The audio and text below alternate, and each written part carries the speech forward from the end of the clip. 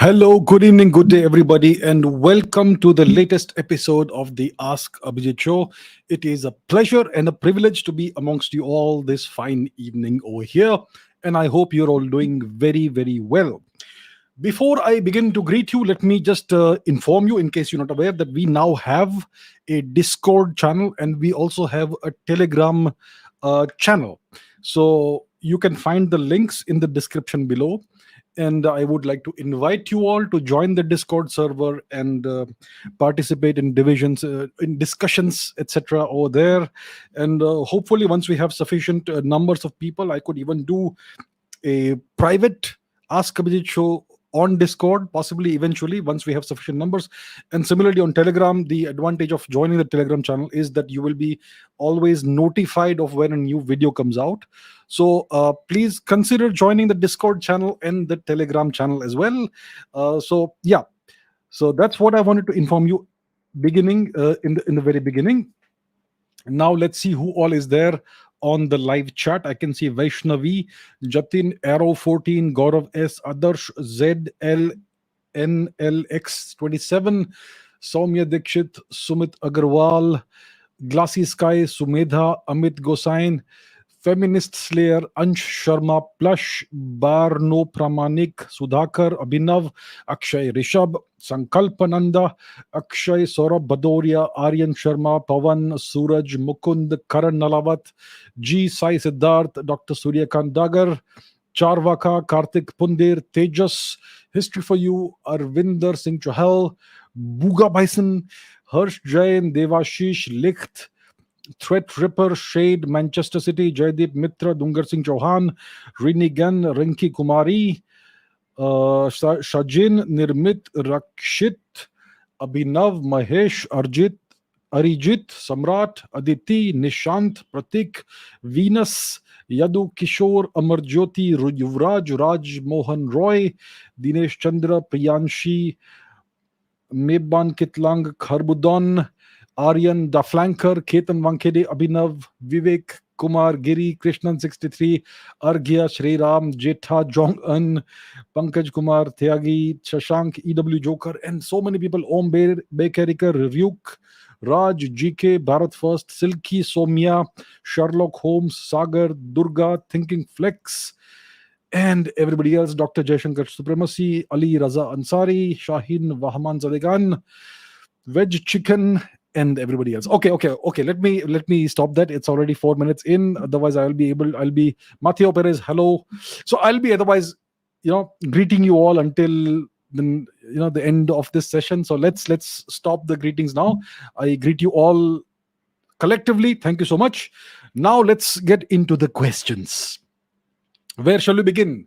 So let's get going. Ask me your questions and let's take some interesting questions. Maybe some fun questions. I like fun. I like to laugh. I like to be happy. We often get very serious questions and things that sometimes kind of make me a little bit angry at times. I always say, don't I, that we should keep emotions aside. Well, it doesn't mean that emotions don't exist. Emotions do exist.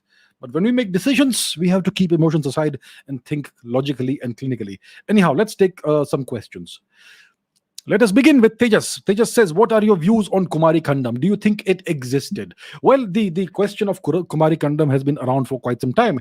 And apparently, in certain texts, Tamil texts, it is written that there used to be a much larger area that was inhabited by people in ancient times. And it was called Kumari Kandam. And so now people have constructed, theories or hypotheses out of this textual evidence that we have. And some people call it Lemuria or something. Some people just call it Kumari Kandam. And the claim is that there was a massive, enormous continent south of the southern part of India in the Indian Ocean that was called Kumari Kandam. Well, I would invite you all to take a look at undersea maps of the Indian Ocean. We have very detailed and very clear maps of the bottom of the Indian Ocean and the entire world, essentially. And you can clearly see the tracks left behind by the tectonic movement of the Indian subcontinent from Africa all the way into Eurasia when it slammed into Eurasia. You can see the tracks left behind. You can see the ridges and tracks. So it's clear that this event happened of the Indian subcontinent moving away from Africa because of tectonic activity about 120 million years ago, and slamming into the Eurasian continent about 50, 40 million years ago. That's when it began. But there is no evidence of a sunken continent that was once above the ocean. There is absolutely no evidence whatsoever of that. The evidence, the data is unambiguous. There was no such hidden or sunken continent that would have once been above the surface of the ocean, in maybe during the last glacial uh, minimum, when maybe 12,000 or so years ago, when the sea levels were about 120 or so meters below where they are today. So there is no such continent.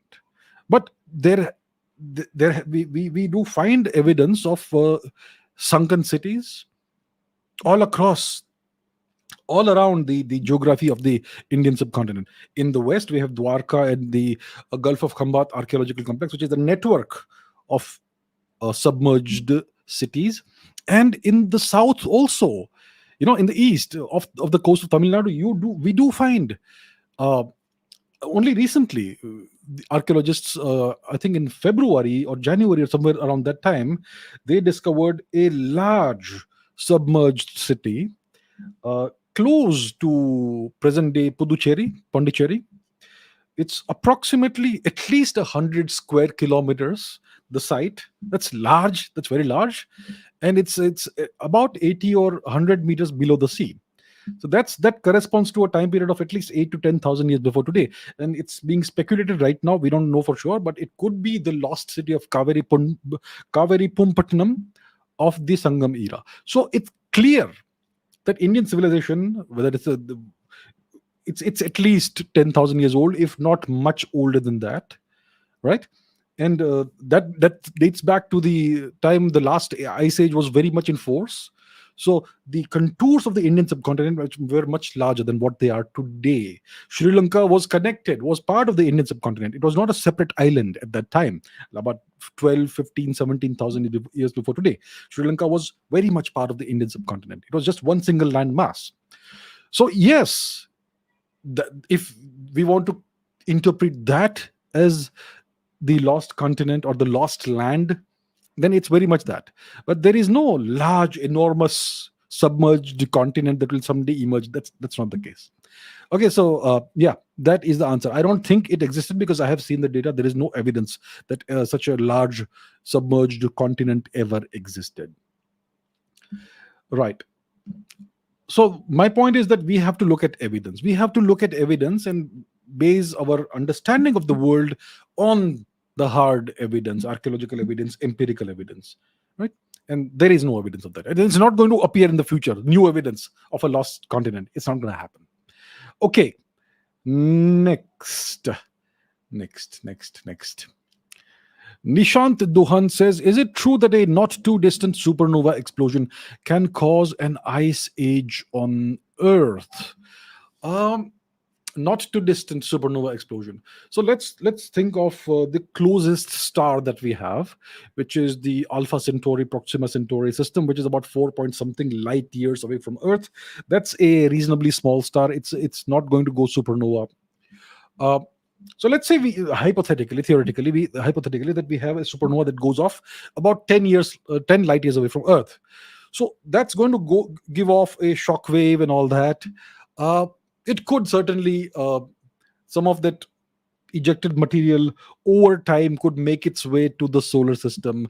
I don't see it having a very large impact on the solar system, because by the time it reaches the solar system, the outer contours, the outer areas of the solar system, it would have kind of dissipated and the shock won't be that much. It's going to be mostly gas and some dust. So no.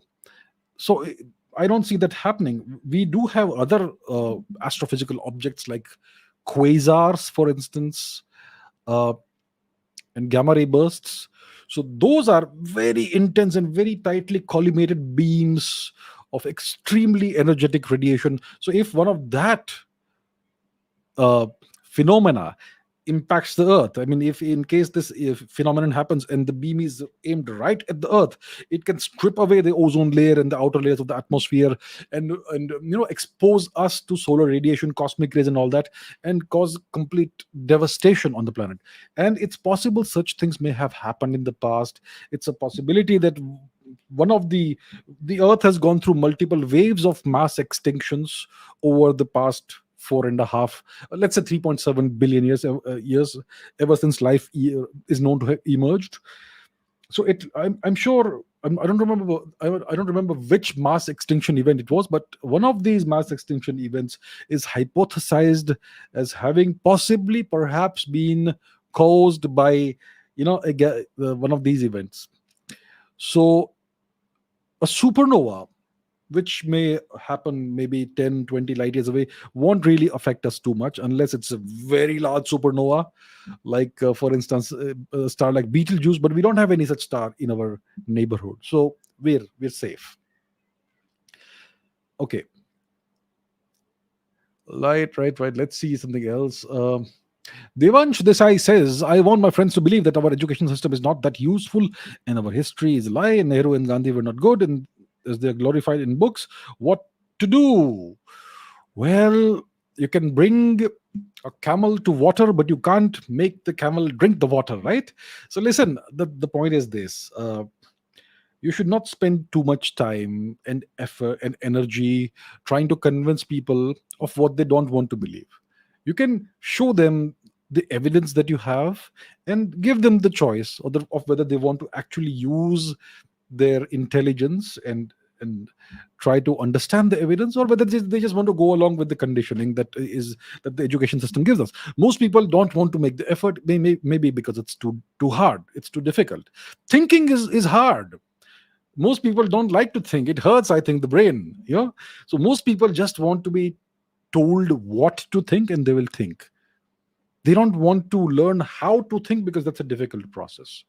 So we go through the education system. It takes us like years and years, from the time we are essentially 3 years old until we are past 20, and we are repeatedly mentally programmed, brainwashed, and we are told what to think. That's how the education system is. So most of us are comfortable with that. Very few people actually want to consider new ideas and new information and possibly rethink the way they've been looking at the world. That's very rare. So I would say, Devansh, don't spend too much time and effort and energy trying to convince people. If they want to, you can give them the information and whatever knowledge, understanding you have, and let them decide. That's what I would say. It's really hard to convince people, especially those who don't want to be convinced. All right. Right. Soranil Das says, could you elaborate why Italy is banning English at the government level initially? Will wokeism be the downfall of the West? These are two separate things. Maybe there may be some connection between them. Why do I think Italy is banning English? See, for the past several hundred years, the world has been ruled and controlled by the Anglo-Saxon Empire, the English-speaking people. They've been ruling the world. And after 1945, with the end of the Second World War, Europe was essentially occupied by the Anglo-Saxon Empire, essentially the US, with the UK as a vassal. And Italy and Germany came under permanent military occupation, which still continues. Most people don't see it because that's not what we are taught, but it is the case. And so the same happened to Japan after Hiroshima and Nagasaki.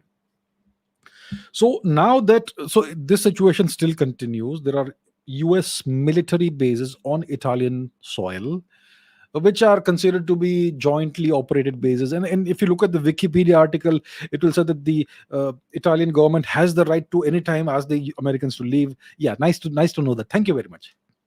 So now the world is changing significantly in the 2020s. We are witnessing a very rapid realignment of the geopolitical chessboard.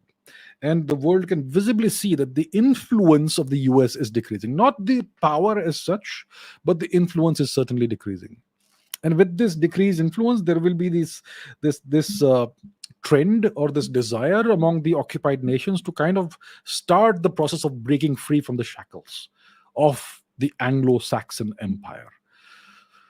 And yeah, so that is part of, I mean, that's, and so this move by the Italian government to start, phasing English out is most likely a step in that direction. Italy and India have reset the ties very significantly with the recent visit of Madame Giorgia Meloni to India. She was given a very warm welcome. She had a great time in India. She was given the greatest of respect. And so India and Italy seem to be resetting their ties, and there's going to be, after many years and decades of not very good relations, but now things are on a different track and things are going well. So all these nations in Europe, especially Western Europe, are now kind of looking eastwards, and they know that they can't really trust China. China is a dangerous nation. China seeks to replace the US or the Anglo-Saxon Empire and create a Chinese empire over the world, right? So China is a dangerous nation from that perspective. But India is not seen as a threatening nation. India isn't that powerful yet, of course, first of all. Yeah. When India in 20 years maybe reaches where China is today, maybe the world may perhaps, ask itself what kind of a power is in India, but at this point it's about cooperation, collaboration and all that. So we are seeing that. So yes, Italy, maybe that's why Italy is trying to phase English out at certain levels. Will wokeism be the downfall of the West? Yes. For whatever reason, the powers that be in the West have turned on their own people. They're destroying their own society. They're destroying the structure, the foundations of society and culture. And you see these cycles. In Judean history, you have the concept of Sodom and Gomorrah, which were two cities which were totally degeneracy of all kinds over there. Whatever you traditionally hold as good was kind of abused over there, and whatever you've traditionally seen as bad or evil was celebrated in Sodom and Gomorrah. And then eventually you had the wrath of God, the biblical God that destroyed these two cities. So that's a tale or a myth. It's part of the mythology. We have not seen any evidence of these two cities ever existing, but yeah, that's part of the mythology in the Judean world. And then obviously we have the example of the Roman Empire, which descended into all kinds of excess and degeneracy for a couple of centuries while it was declining. And today an empire doesn't decline over a couple of centuries. Today we have technology which accelerates everything. It's an accelerant, right? Technology is a catalyst for acceleration of change. So today an empire disintegrates in 20-30 years. And what we call wokeism was earlier called social justice warrior behavior, SJW behavior. Now it's called wokeism. You can call it whatever you want, but they are eating up their own culture and traditions, and they're destroying the society. That's what we're witnessing. So and they're trying to export it to other countries, including in India. So as we know, lots of media channels, I'm not saying all, but many, possibly, potentially, allegedly, or maybe factually, are funded by outside forces, including from the West.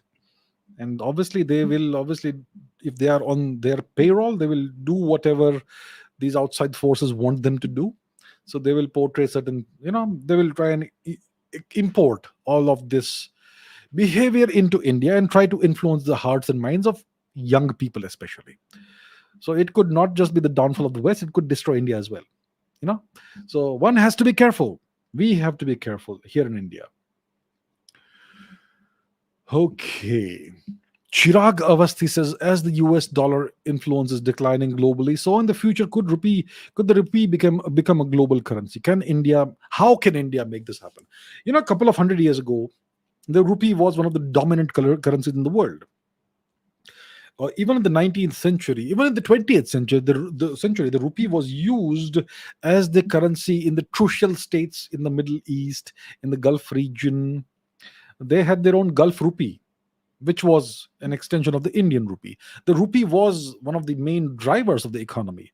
But after 1944, we had the what's it called? What's it called? The name eludes me. The Bretton Woods system was created, and the US dollar was adopted as the global reserve currency because the US essentially had won the Second World War and had the world at its feet.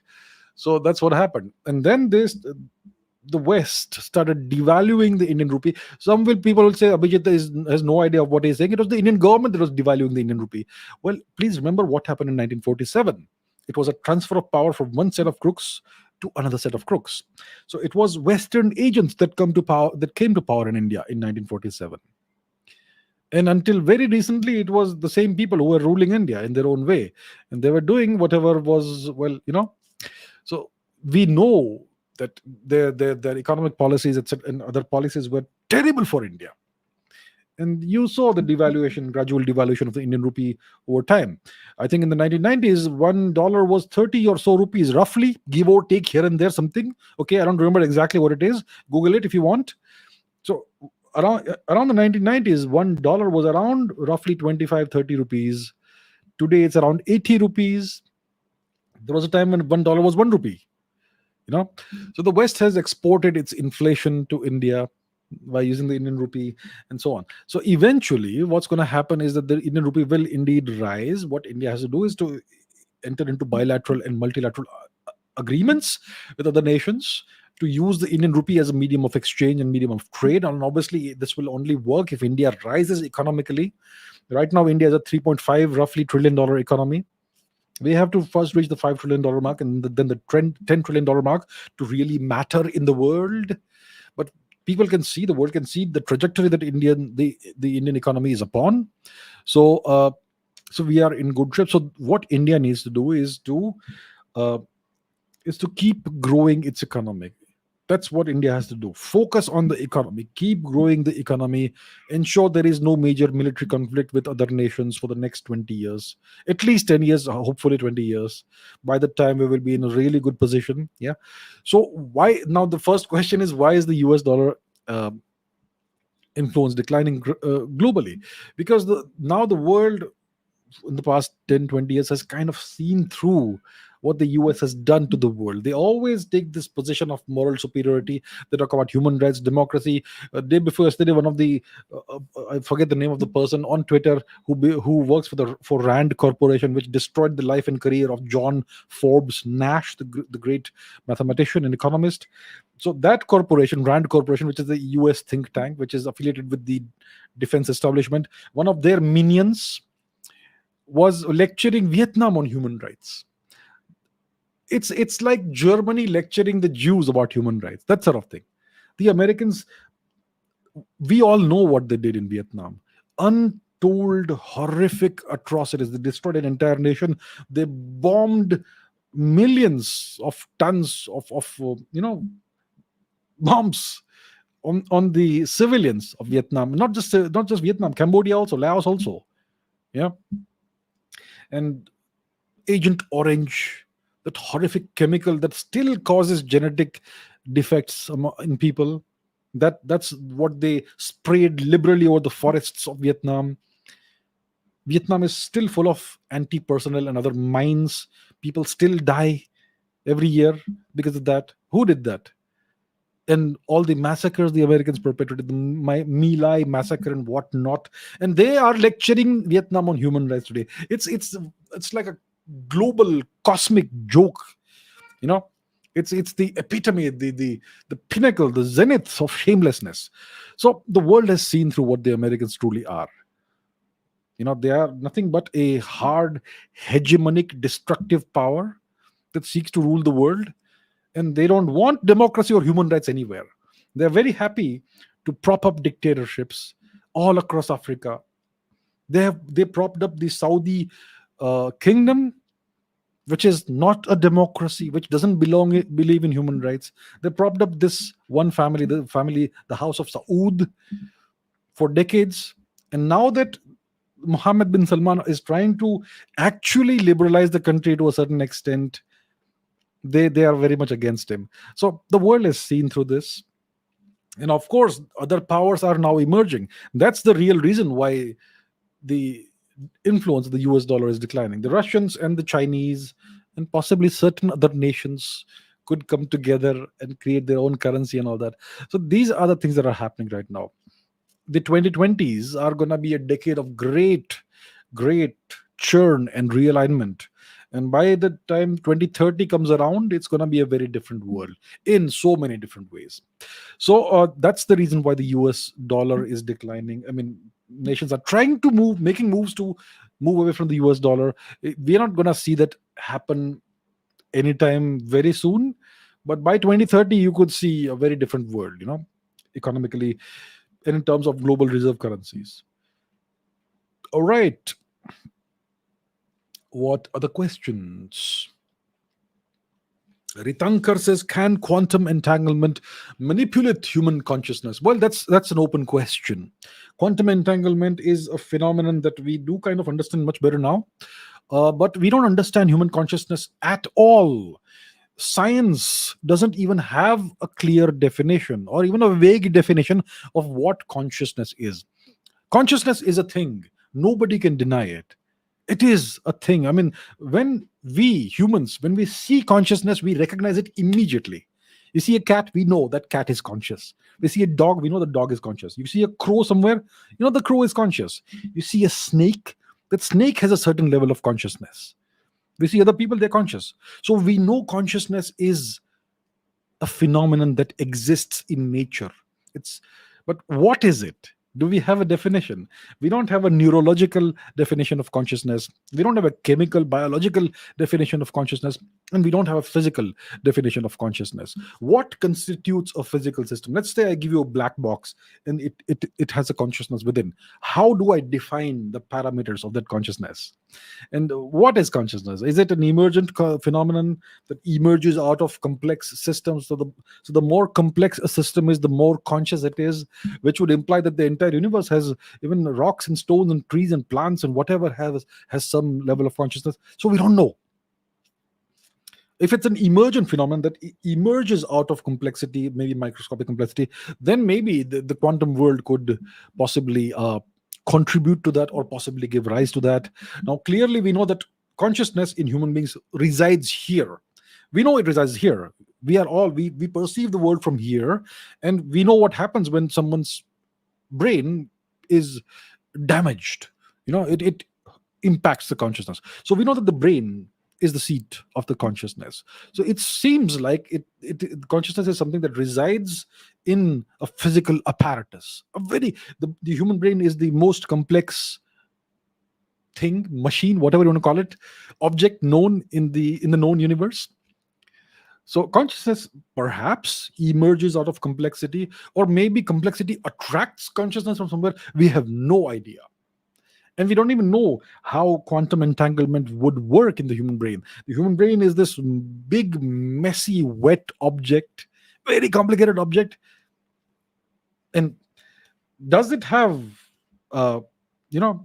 clearly at the ultra microscopic level, it's all quantum. So how does it work? So we don't have the answers. And one of the real reasons is not because we don't understand quantum entanglement, it's because we don't know what consciousness is. We don't even have a proper definition of consciousness. So we are far away from answering this question. Consciousness may possibly have, play a role in quantum mechanics. The collapse of the wave function, possibly, perhaps. I'm not saying it does. We don't know. There are lots of different interpretations of quantum mechanics out there. But yes, it's a possibility. It's one of the possibilities that is taken seriously. Not by everyone, but definitely by some physicists. It's one of the mainstream interpretations of of quantum mechanics. So, unfortunately, right now we don't have any answers to this question. Very interesting question, but that's what makes research in theoretical physics and quantum mechanics so interesting, because we have these big mysteries out there, and in consciousness as well. Right? Other questions. Priyanka says, how much do you agree with everything that Velina Tchakarova from yesterday's podcast said? So I saw these questions, the comments on the podcast. And some people are very upset, people are very emotional, that why did you bring this person who is very pro US, pro Europe? I mean, what do you guys want? I want to educate you all. I want to expose you all to different worldviews and different viewpoints. Understand this. It is very important that you don't listen to only one viewpoint in one world. You have to understand how the world is. Would you like me to call people who keep repeating what I always repeat? Or would you like to hear the perspective of other people also? You don't have to agree with it, but understand how other people in different parts of the world look at events, geopolitically and otherwise. It's important to have an open mind. It's important to get exposure and to get exposed to people from other parts of the world and see how they think, what is their worldview, how do they look at, let's say, the Ukraine war or other things. It's important to listen to people from the US, from Europe, from China, from Pakistan, from Japan, from Russia, from Africa. We have to listen to different voices. Only then can we have broader horizons. You don't have to agree with everything the guest says. And some people were telling me that it should be a conversation. Why is it a monologue? When I call a guest on the podcast, the focus is on them, not on me. I speak enough as it is. Don't I speak enough? Aren't you all familiar with what my perspective is? My biased pro India perspective? I'm sure you all, everybody is. So, for a change, when I get a guest on the podcast, I speak very little. I have that quality. I can listen and I never interrupt my guest. And I will never contradict or disagree with my guest. Let them put forth their perspective. That is the whole point of calling a guest. And it's really interesting to have a conversation or to listen to with or to listen to people who have very different perspectives. That broadens your horizons, and then you can afterwards think about it, what she said or he said or whatever, and you can come to your own conclusions. But some people were saying that I am now sold out because I've given my platform to somebody who has a different worldview and different, maybe pro US, pro West worldview. Come on, let's grow up a little bit. Let's be a little more mature. Let's stop reacting emotionally to everything. My objective when I call guests on the podcast is to expose you to a wide variety of worldviews and perspectives. That's part of education.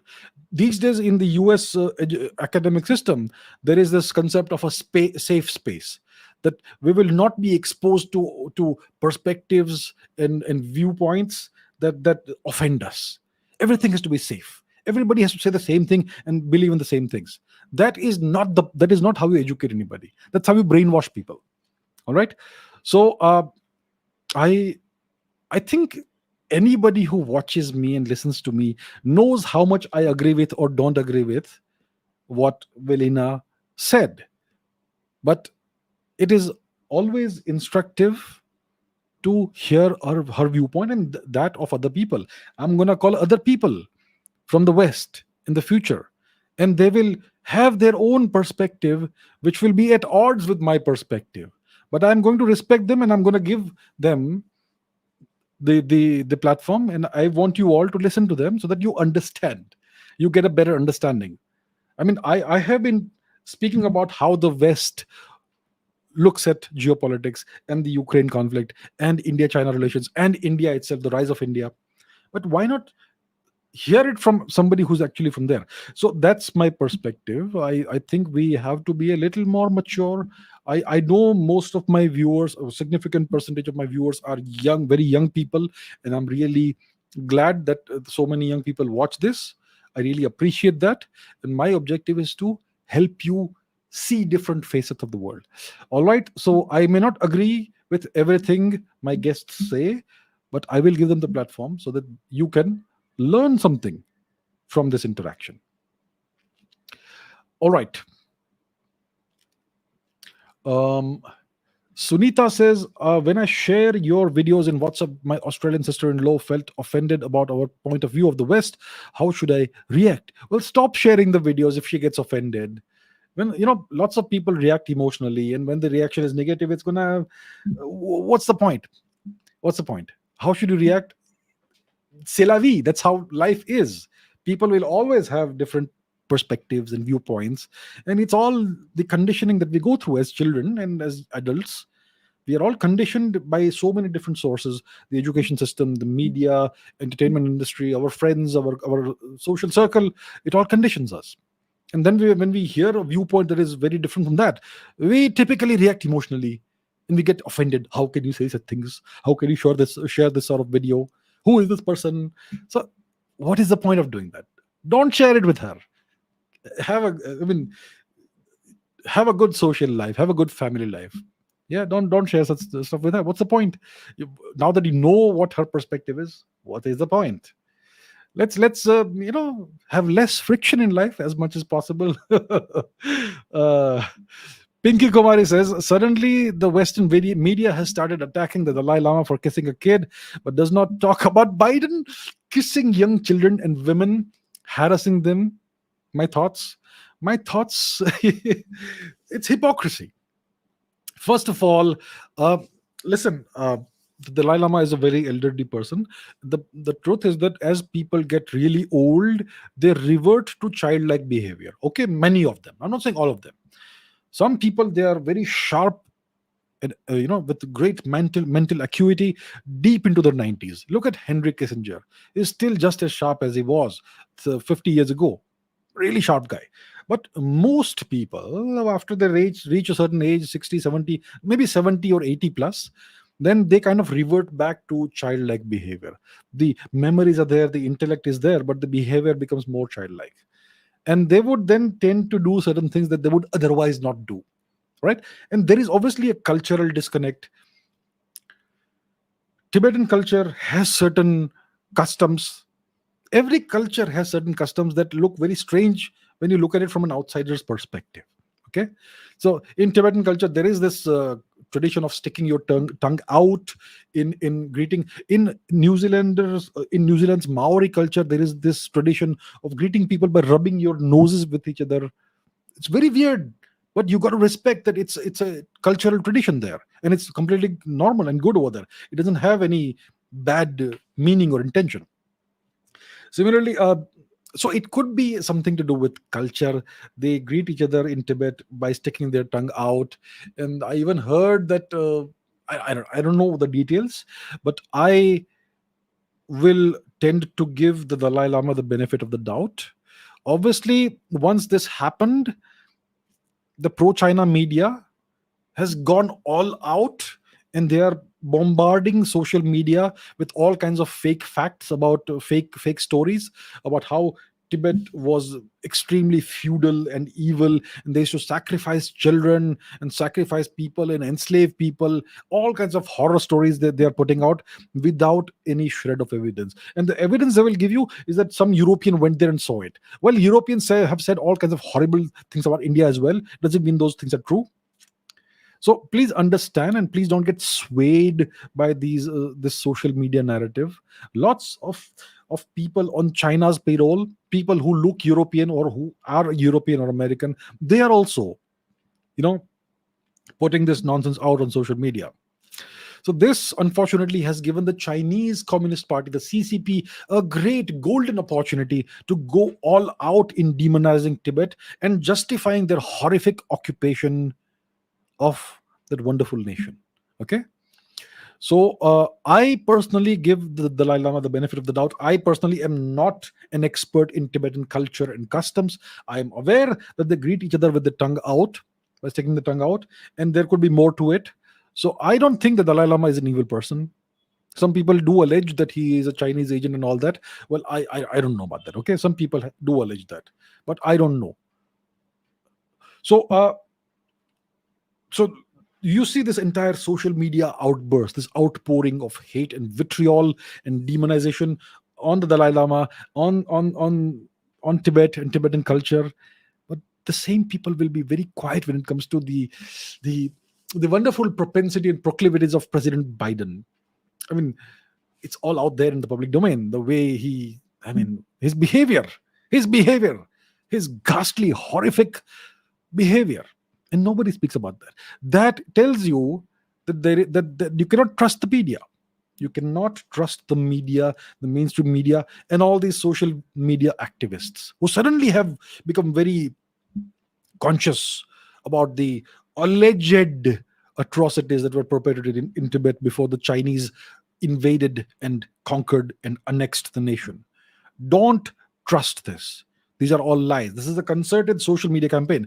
We know in India about these toolkits, a whole bunch of prominent Twitter accounts and Facebook account and whatnot. They start this concerted campaign all of a sudden with very similar tweets and very similar statements, all in unison, the trend, hashtags, and all that. This is all artificially engineered, isn't it? We understand that. Well, the same thing is happening right now with Tibet. And the same people will be completely quiet when it comes to their president or the president of the US.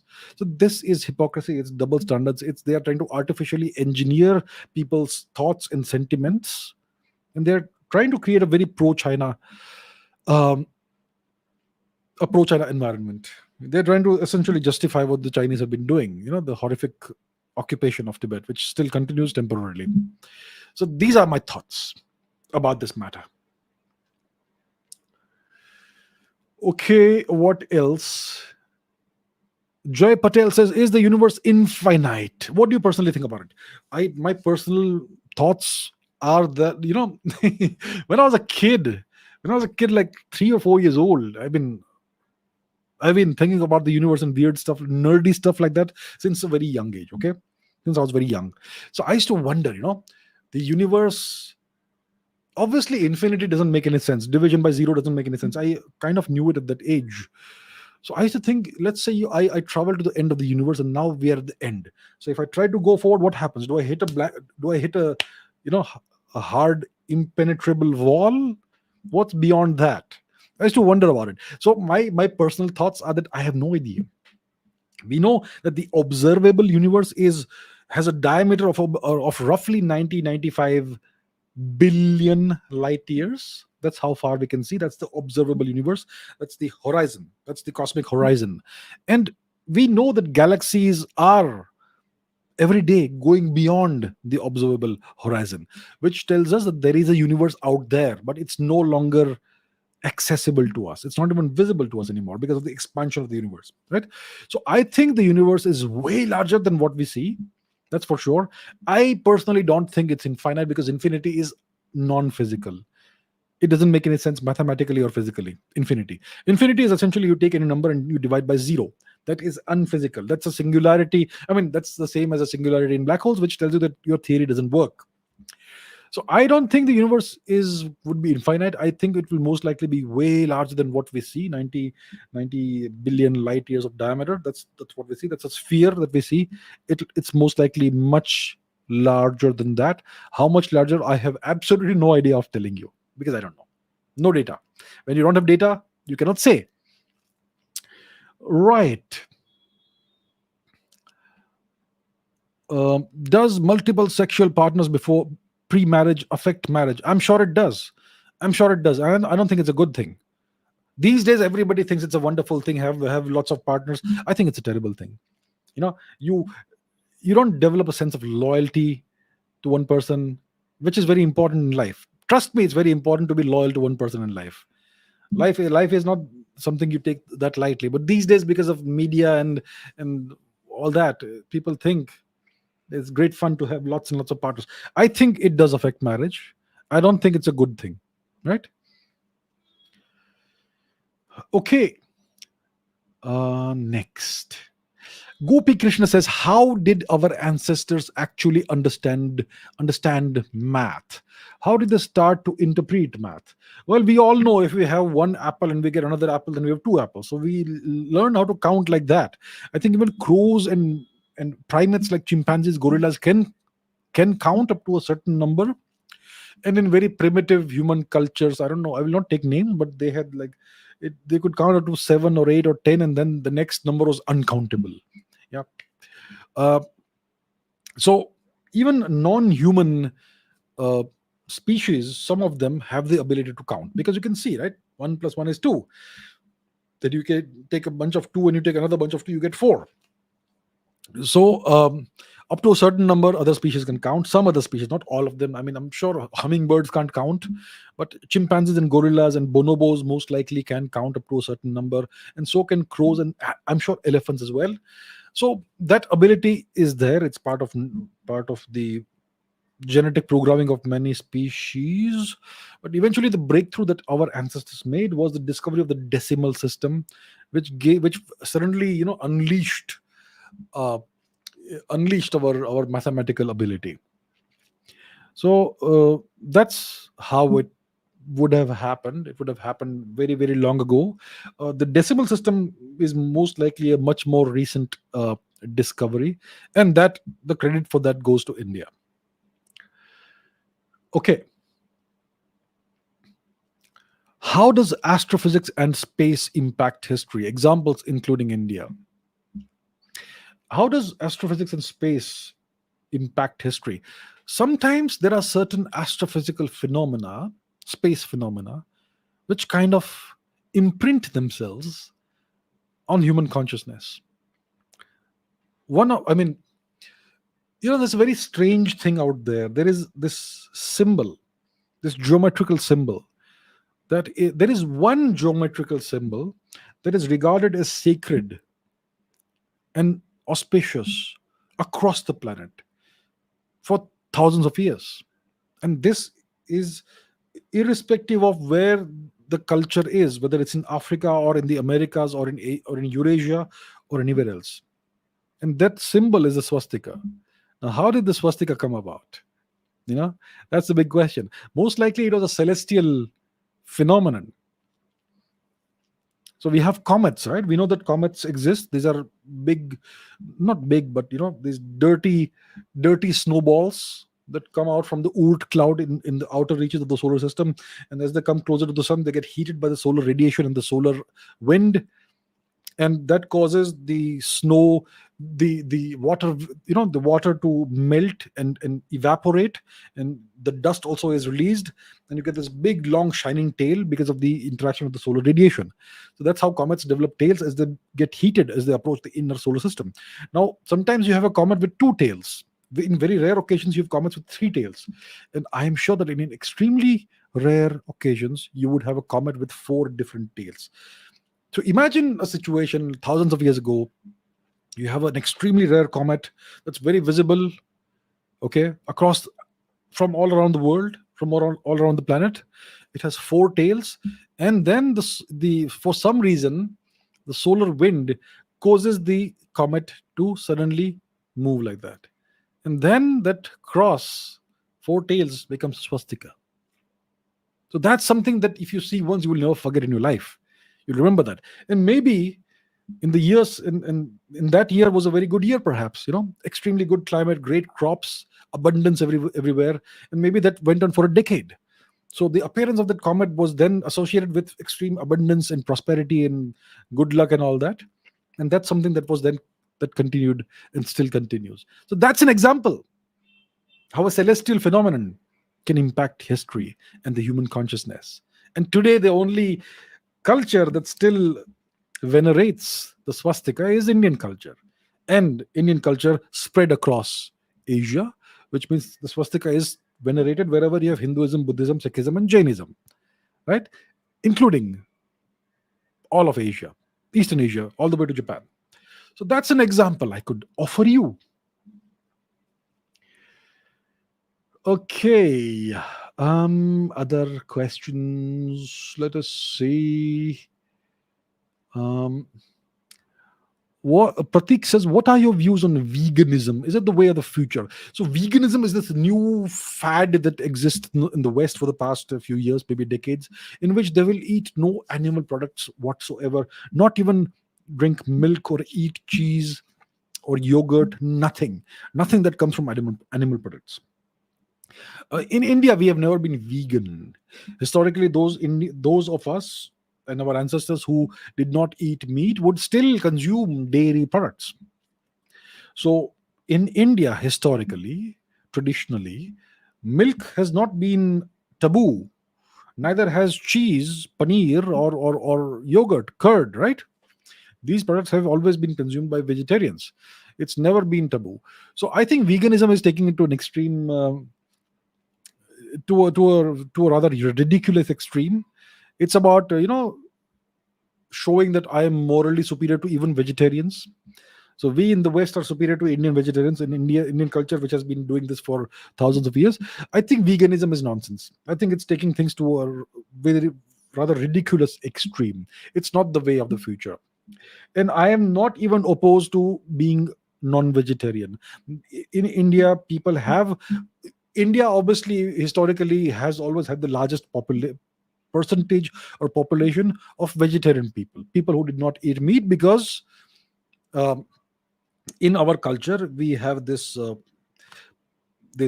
tradition, this precept that ahimsa paramo dharma, means as far as possible be non-violent, don't inflict unnecessary pain on any living thing. That doesn't mean that you have to be passive and accept any nonsense, but yeah, that. So don't unnecessarily harm or cause pain or suffering to any living being. And that's why it's always been seen as morally superior to not eat meat. But there have always been people throughout India, throughout the ages, who did eat meat, right? So I think it's a personal choice. I don't think veganism is a fantastic better way of living life. I don't even think these plant-based meats and all that are really good. I think it's I don't even know what the purpose is. Clearly, certain kinds of animal agriculture are terrible for the planet. You know, especially the beef industry is horrible for the planet. Um, and yeah, so one has to have sustainable ways of living. So I think vegetarianism is definitely a superior way. I think veganism takes it to an unnecessary extreme. But I am not against anybody who prefers to eat meat or whatever. It's entirely your personal choice. Who am I to tell you how to live your life? I think vegetarianism overall is better for the planet. It's more sustainable and it's better for the environment and for our future generations, those who will inhabit the earth after we are gone.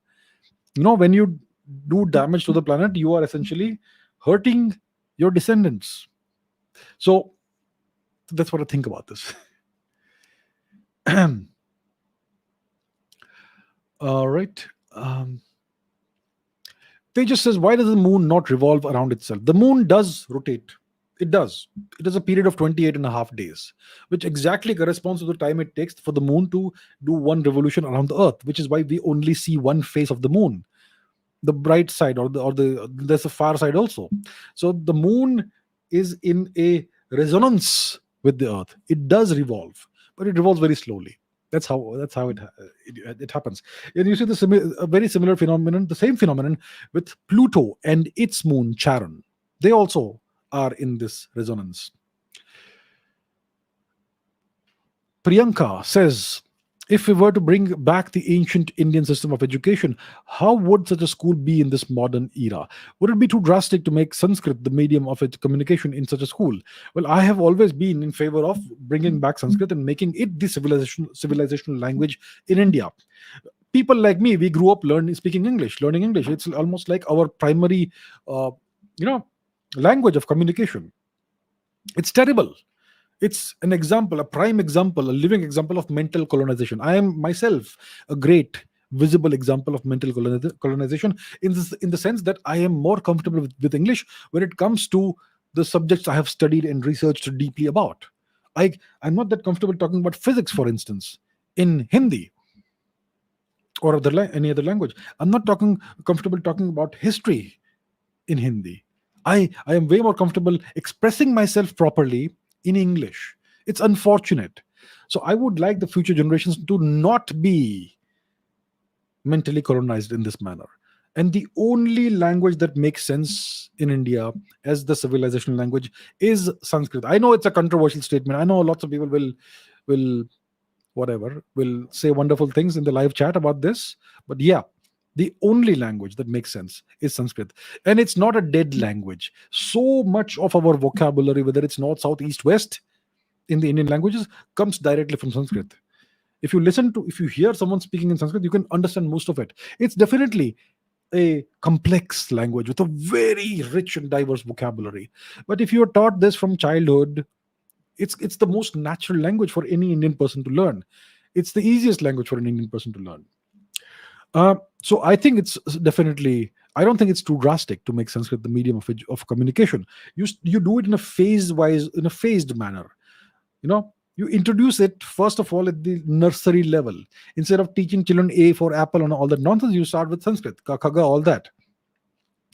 And it can be done up to the college level in a period of 20-25 years. It can be done slowly, gradually, in a phased manner. And it's a political decision, unfortunately. The Indian system of education was very complicated. I mean, it was a complex system. In the Vedic age, you had gurukulas, but not so in the, let's say, the Gupta period, or even 1,000 years before today. You had these great universities at the highest level, and at the lowest level, at the grassroots level, you had temples. Temples were the medium of education. Where temples were centers of education. So I have like 3 or 4 episodes, in the Ask Abhijit series in this show, from episode 29 to 33 or something, around those episodes, in which I have gone into great detail about education, about what's wrong with the education system, what can be done to change it. So in case some of you are interested in knowing my thoughts in detail, you can look at those episodes which are fully focused on education. I think it's something we should do. It will be something that will be really beneficial for everybody in India, especially the future generations. All right. Harsh Rathi says, according to you, who would have won if Julius Caesar and Alexander would have faced each other in battle? Interesting question you ask. Julius Caesar actually, as far as I know, he idolized Alexander, and he wished that he could be as great as Alexander was.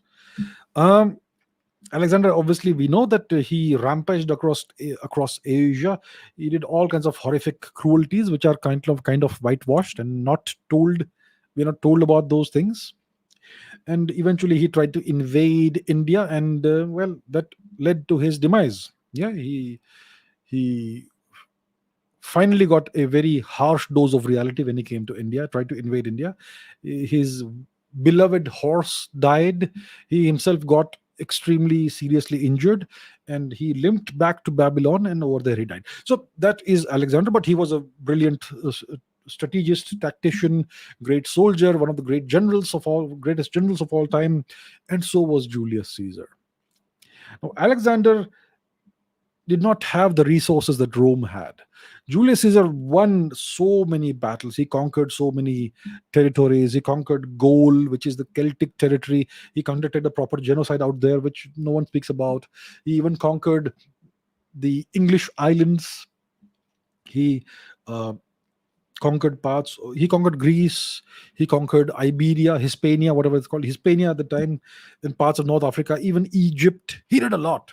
I think if the two were to face each other, I think if you look at the careers of both these two guys, these two gentlemen, I think Julius Caesar overcame bigger odds than Alexander, and he had access to better resources than Alexander.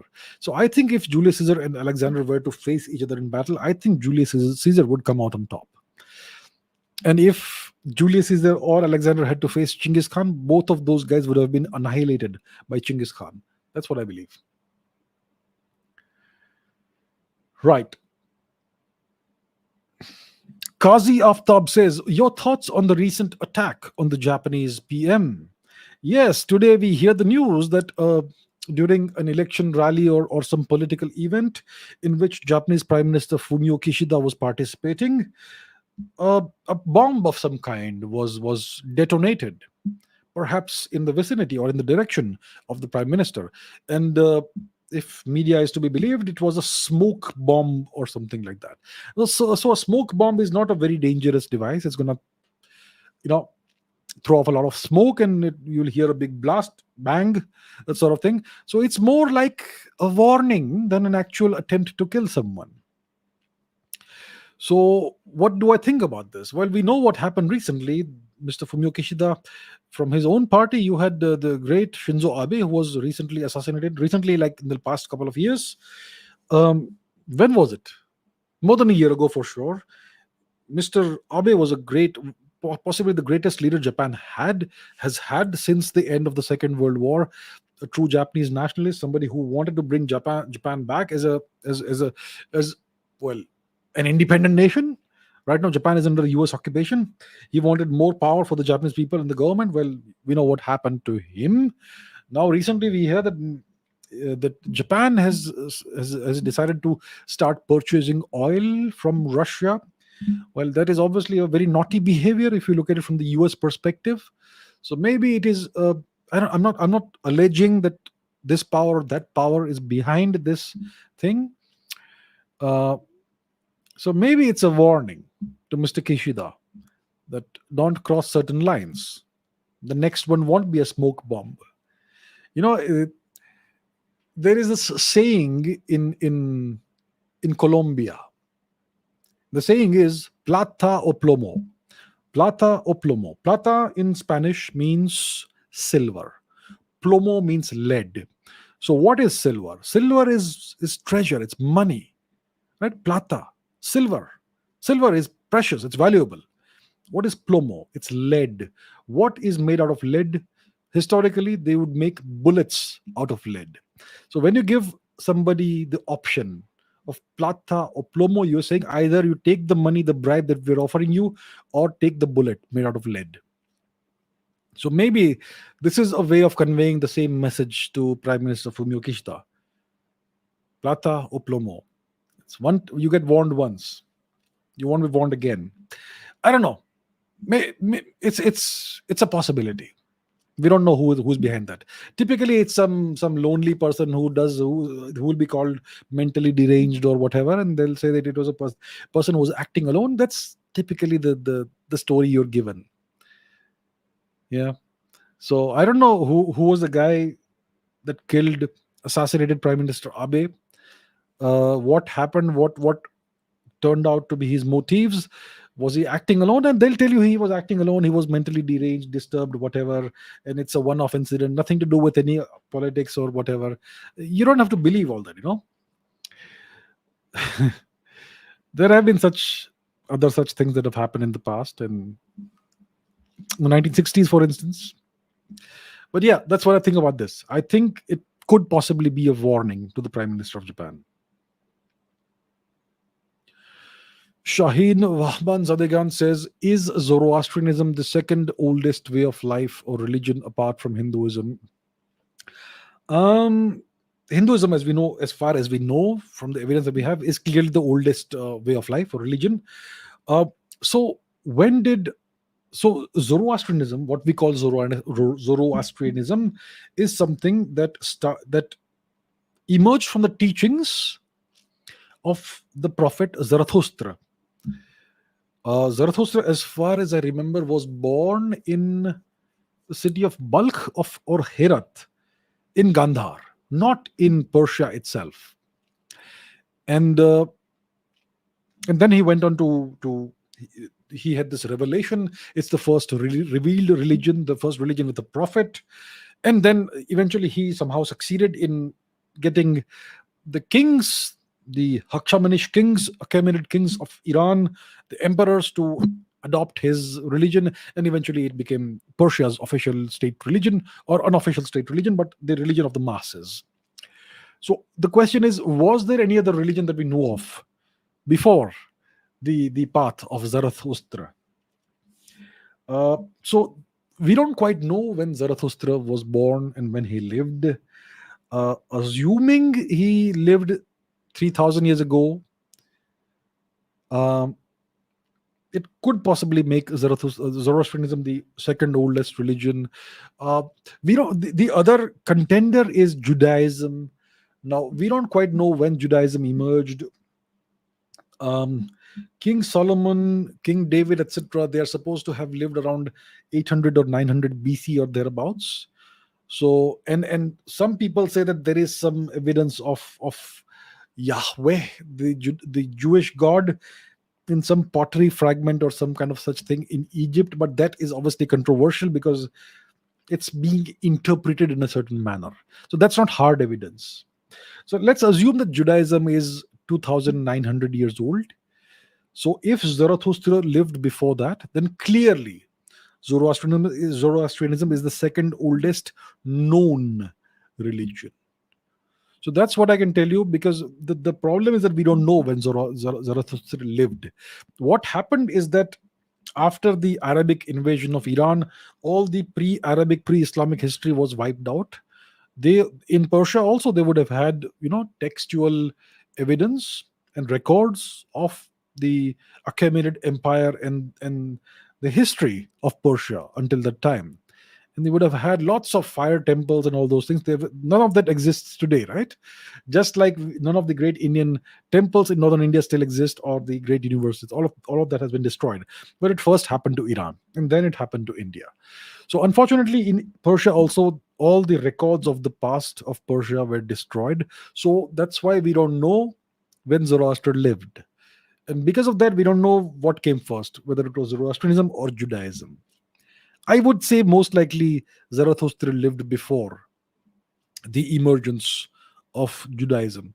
So, from my perspective, from what I understand, from what I think, most likely Zoroastrianism is the second oldest religion or way of life after Hinduism.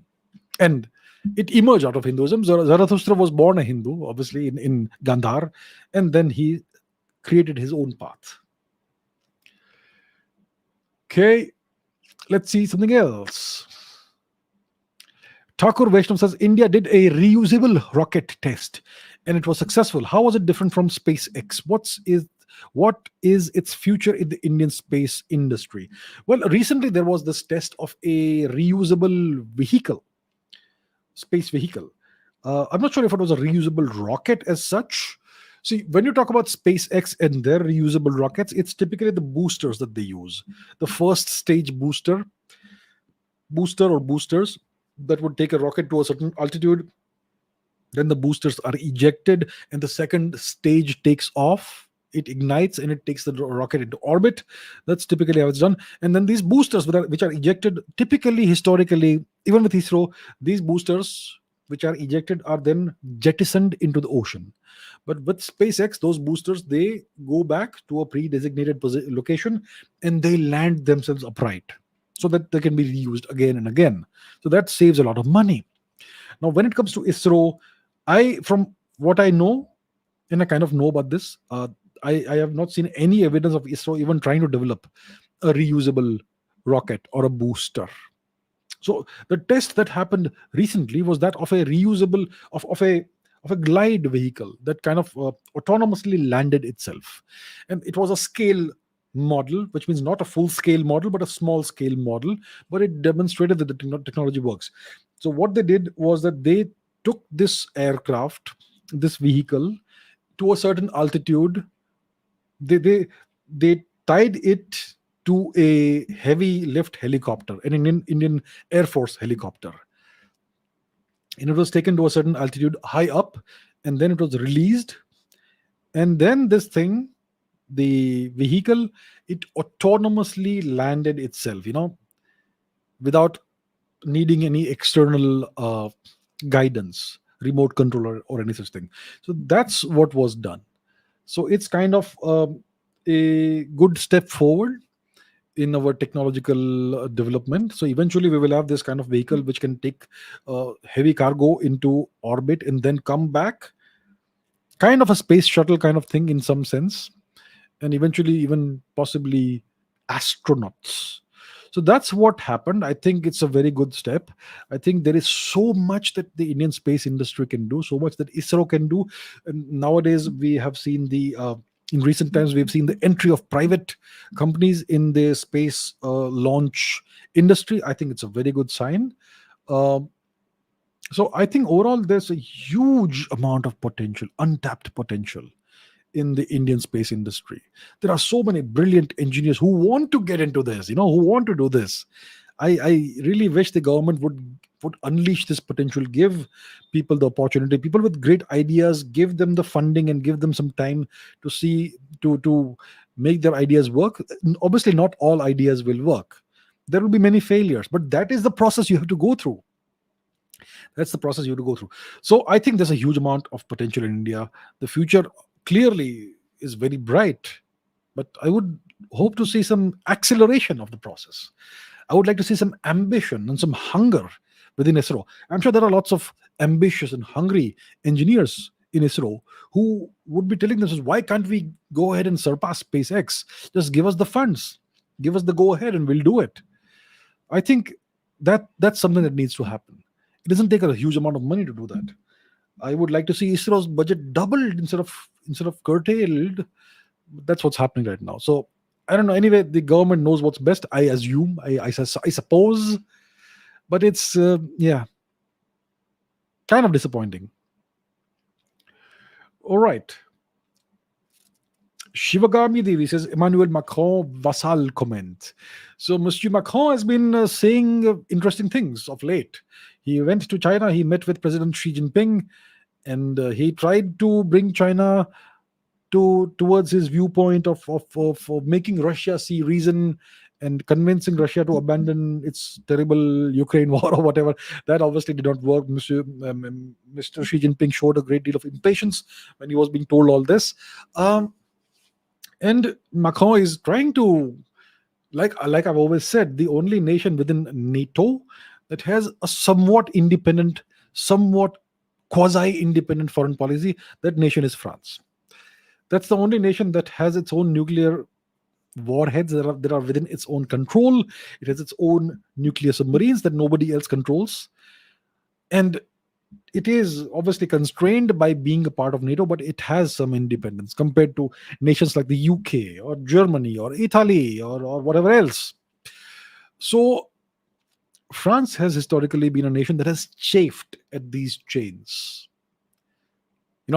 They have always they have 1,000-year enmity with the British, with the English, not the British, but the English. So the French and the English have historically been antagonists, enemies. There have been small periods of time when they have kind of collaborated or cooperated, but typically mostly it's been 1,000 years of enmity. And now that the capital of the Anglo-Saxon Empire has moved from London to Washington, that's the enmity. But after 1945, Western Europe has been ruled by the Americans and controlled by the Americans. So the French have always chafed at being placed under such constraints. The French leader Charles de Gaulle tried. He himself spoke about this, that we need to distance ourselves from NATO, and he did take France out of the core group of NATO. It was still part of NATO, but a certain amount of autonomy for some years. It's only in the 21st century that France rejoined the core workings of NATO. So Monsieur Macron obviously is a continuation of that legacy of the tradition of France wishing it was independent again. And these comments have to be seen in that light. And obviously, it is an indication of the fact that America's influence is kind of on the decline. It's decreasing.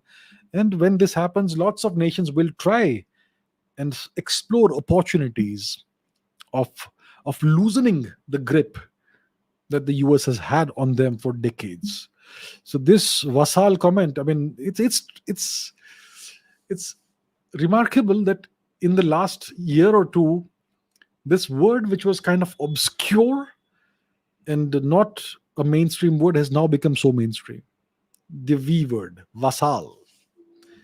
Maybe I have something to do with it. Some small amount, perhaps. Okay. What do we have? I've spoken about Mitanis lots of times. Amit Degada says, what is your view on the recent US confidential documents leak? It appears like this was a planted leak, not a real leak.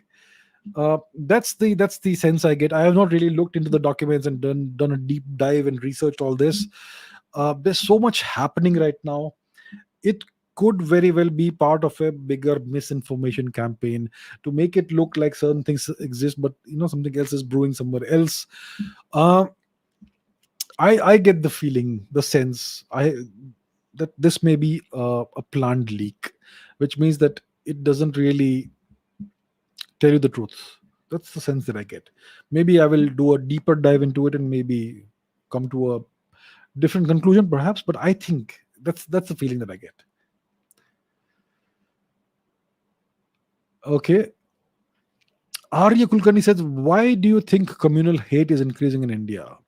I see kids these days joking about these things and teasing each other. What can be done to correct this?"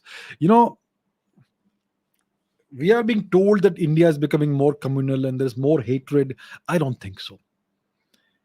Social media, they say that it's all because of social media, that everybody is now being radicalized, and the divisions in the nation are becoming starker. It's not the case. What I think and what I see is that social media has simply brought out the divides that already existed. Okay, social media has simply brought out in the limelight the divisions that already existed. These divisions have been created by outsiders, and then they have been perpetuated by certain political outfits. Certain political outfits, I am not naming anyone's name, but they have been perpetuated by various politicians and political outfits. Not all, I'm sure. Some for their own political benefit. So over time, after 1947, we have seen a deepening of these divisions. So that's been done by politicians. Social media hasn't exacerbated this. It's simply brought it out into the public eye. That's what happened. Um, what can be done to correct this? We need to really. I think what India needs is a way stronger central government, more centralization, and obviously a good government. Not the right government, the right leadership. There's too much federalism in India. Too much is there's you know states are given too much power in some ways. There is so much a state can do and the central can't intervene, because it's some things are the dominion of the state, and this is especially dangerous in some perhaps border states, I would imagine, perhaps. So I think the entire system that has been created after 1947 is responsible for the situation that we have right now. What we need is a totally revamped and different system, a new constitution, maybe a presidential system, perhaps, or as a different system, maybe something similar to what we had before the past 1,000 years of humiliation that India has suffered, something that reverts back to that goes back to our cultural and civilizational roots. That's what India actually needs. Um, yeah, right. What else do we have? Gossip says, is everything part of solipsism? Is everything really true or maybe a dream? Look, I am not a philosopher. I don't know. Possible. It's a possibility. It's a possibility that everything we see and touch and imagine and feel may all be made up by our own mind, and we may be all alone in the universe, and we are just dreaming all of this. There's no real way of knowing it, right? Because everything we see, everything we observe comes through certain sense organs, the eyes, the ears, and all that data goes into the brain and into the mind, and it's only then that we can make sense of it. So what if the only person that exists in the world is you, and I'm just an illusion? I'm just something that your sensory organs made up. That's also a possibility. So that's the solipsistic school of thinking, school of thought, or school of philosophy. So I don't know, right? I don't know. I don't have the answers. I do interact with all kinds of people. They seem to be very real to me, you know. But who knows? Who knows? Who knows? Maybe everything is just a dream. So that's philosophy. And I'm not a philosopher, so I can't really go deep into it, but it's an interesting thought to have. Trippy solipsism. Okay, Ramai Raj Singh says, during the early years of the Indian nation state, it was necessary to be socialist in order to better control the population and, by extension, keep the state united. My thoughts: My thoughts, imagine a different scenario. Okay, we had socialism, Nehruvian socialism. Was Mr. Nehru able to keep the the the nation, the state united? He gave away chunks of territory. He gave away the Cocoa Islands to Burma. He gave away the Kabo Valley of Manipur to Burma again. He gave away parts of he gave away Aksai gave away Aksai to the Chinese. After he gave away Tibet to China, he gave away parts of Arunachal to the Chinese. He gave away Jammu and Kashmir, parts of it, large chunks of it to the Pakistanis. He rejected Gwadar. He did not unify. He did not keep the state united through his socialism and his policies. He gave away parcels of Indian territory as if they were his own personal property. So what does that have to do with socialism? And so of course he was socialist. So if this is socialism, then it was better not to have socialism. Now imagine, let's do a thought experiment. Imagine instead of Mr. Nehru, imagine Subhash Chandra Bose. Now people say he was a fascist. People allege that he was a fascist. He did say that he wanted 20 years of dictatorship. Imagine that Subhash Chandra Bose came to power and he imposed 20 years of iron rule dictatorship. Do you think the population would not have been in control then? Imagine a more drastic scenario. I'm not saying worse, sorry, wrong word. Imagine a more drastic scenario. Instead, this is a thought experiment. Imagine hypothetically, instead of Nehru and Gandhi, you had Joseph Stalin ruling India. A person like Joseph Stalin. Iron rule, no dissent tolerated. Do you think the population would not have been in control? And do you think he would have do you think a person like Stalin would have supplied rice to the invading Chinese soldiers in Tibet? No. He would have actually sent the Indian army to boot the Chinese out of Tibet, and then perhaps he may have annexed Tibet himself. And do you think he would have allowed the Pakistanis to take over POK? He would have ended Pakistan right there. India had the resources to destroy a nation like Pakistan. India had all the resources of the British Indian Army and the Navy and the Air Force. The Indian Navy of the time was one of the most powerful navies in the world. It was used by the British to control an enormous territory from the Gulf of Malacca, from the state of Malacca to the Strait of Hormuz in the Persian Gulf. Enormous territory, which was all controlled by the British through the Indian Navy. So let's not kid ourselves. It was not necessary to be a socialist to control the population. Socialism was used to destroy the Indian economy. 3%, 4% growth. They pejoratively called it the Hindu rate of growth. It was the Nehruvian rate of growth. India, in 1947, India's GDP was less than 2% of the global GDP, and India's life expectancy was around 30, maybe 32, maybe 28, give or take a couple of years. That was a disaster. A nation like that could only go up, and yet it was prevented from going up. So I think socialism was a great evil. I think Mr. Nehru deliberately delayed India's rise by many decades, and his successors also did that. I think socialism was a great curse for the people of India. What did it do to control the population? What you need to control a population is a strong state.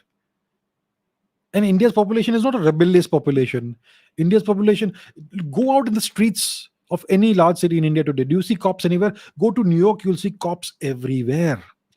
Take away the cops from New York City for 15 minutes and you'll see riots and looting and arson. That's what you call a police presence. Total, constant 24/7 patrolling in New York City. And contrast that with any large Indian city. You'll hardly see cops anywhere. And if the cops are there, they will be sitting there just to show their presence because they've been told to do so. The people of India are not a rebellious, violent people. Okay, mainly. So I don't think that it was necessary to be socialist to control the population. The population doesn't need control. The population is a very civilized, law-abiding population. So yeah, that is my answer to this question, but interesting question that you've asked, sir. Okay. Was Genghis Khan cruel? He allegedly killed 10% of the population. Some people have written that he killed these many people, that many people. Where's the evidence? Where is the evidence? See, we read textbooks, but understand that most textbooks are someone's opinion. They are not based on facts. Show me the evidence that 10% of whatever population was killed. Show me archaeological hard evidence. You go to Paris, there is something called the catacombs of Paris. Okay, under the city of Paris, there are this is huge network of tunnels. Right, it's full of dead bodies, skeletons. You know how many people are there? There are the remains of several million people. How did so many people die? No one will tell you. Nobody will tell you how so many people died. And it's not from hundreds of years ago. It's more like the past 300-400 years. So what event happened in the past 300-400 years that several million people died and they were all buried in these catacombs of Paris? Nobody has an answer. That is archaeological evidence of millions of people dying. Now, where's the evidence that Genghis Khan killed so many people? The only accounts we have of Genghis Khan's campaigns and his career is one, the secret history of the Mongols, and secondly, the accounts of his enemies. Yeah. And there is no archaeological evidence anywhere of him killing X number of people or Y number of people. So whatever we read in these books, history books and all, these are opinions of writers, typically European or Western writers. And they can't digest the fact that a guy from the East was greater than their Alexander and their Julius Caesar and their Napoleon. And so they demonize him. They accuse him of all kinds of things, even worse things than killing 10% of a region's population. So I completely disagree with this allegation that Genghis Khan killed 10% or whatever number of people. Some say, I don't know, 50 million, 100, I don't know what the number they throw around. There is absolutely no hard evidence for that. Zero hard evidence. The other story is that he is the ancestor of, I don't know, 10% of the world's population today. Once again, zero evidence, absolutely zero evidence. But it's accepted as a fact today. People will come and tell you this, that he raped so many women and so many people are his descendants. Show me the evidence. Show me evidence. And what is the evidence? How do we find evidence of that? First of all, you will need Genghis Khan's own DNA. Only then can you prove or claim such a thing. We don't have evidence of it. We don't have his DNA anywhere. His body has never been found. We don't even have the DNA of his descendants. We may have DNA samples of his of descendants who came far after him, many generations after him, possibly. That's not evidence. Was he cruel? He was a hard man. You have no idea what this guy went through to succeed. He had a horrific childhood. He saw things nobody should see. He had to undergo things nobody should undergo. And he was able to come out on top and succeed. He was able to unify his nation in his mid-40s only. Until his mid-40s, from childhood until his mid-40s, he was battling all kinds of odds. And then he unified his nation, and he launched his career as a conqueror in his mid or late 40s. And in 20 years, he conquered more territory than Roman emperors were able to conquer in 300 years. So yes, obviously he was a military expansionist, but he only conquered in retaliation. He only went to war when there was a just cause for war. And some people don't agree with me. Well, you can take a hike. I don't care. Those of you who don't agree, go somewhere else.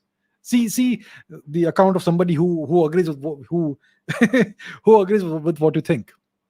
So was he cruel? I don't think he was unnecessarily cruel, but obviously he fought so many battles.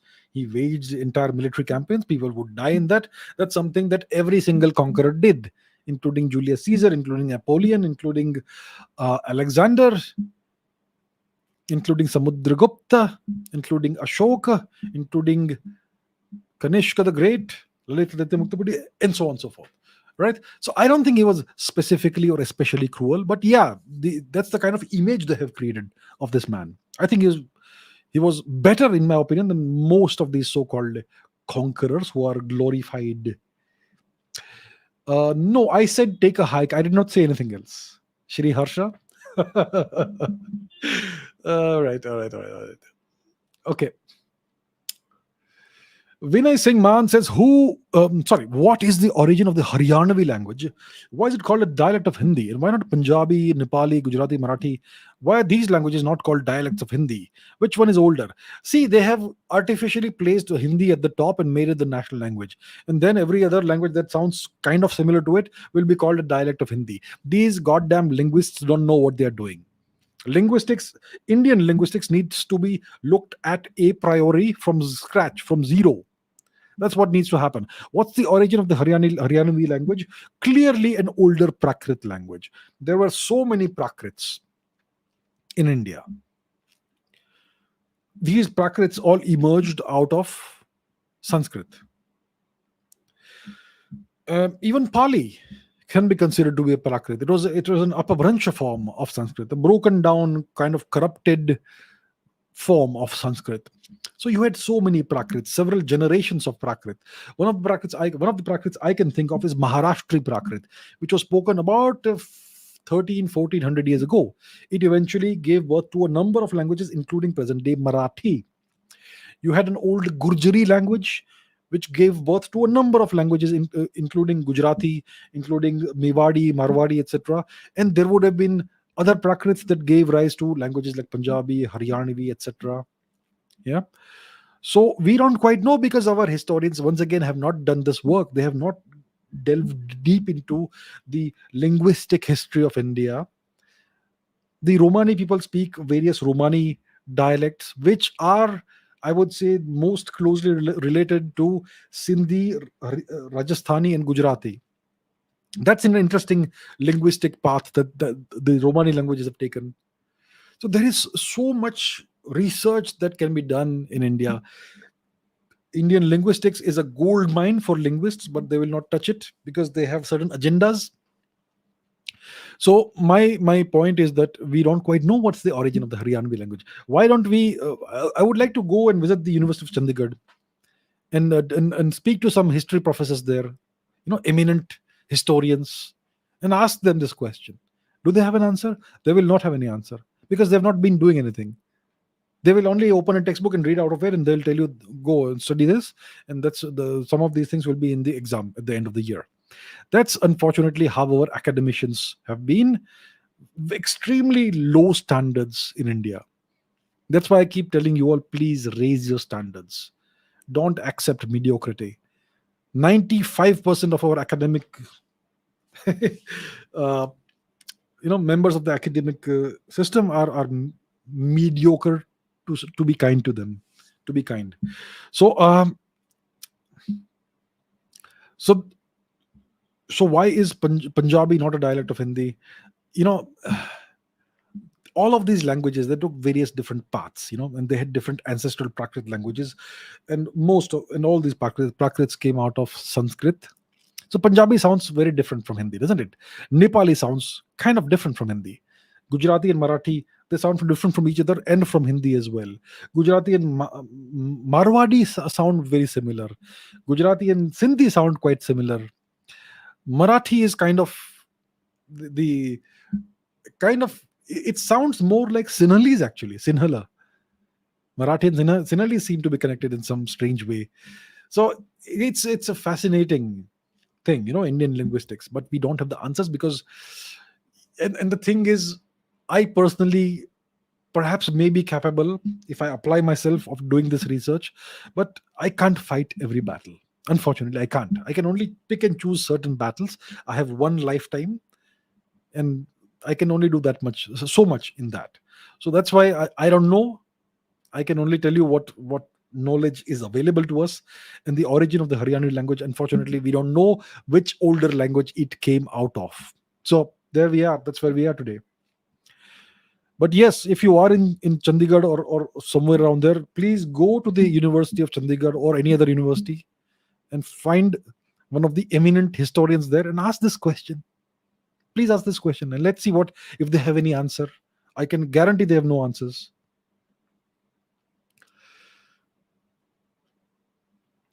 Joseph Stalin says, will Russia become a junior partner of India since India is officially the biggest purveyor of Russian oil? As far as I know, China, even today, it imports more oil from Russia than India does. But So so imagine hypothetically that by next year India is importing more oil from Russia than even China. Okay, imagine that. Does it mean that Russia will become a junior partner of India? I think Russia has options. Russia has many options.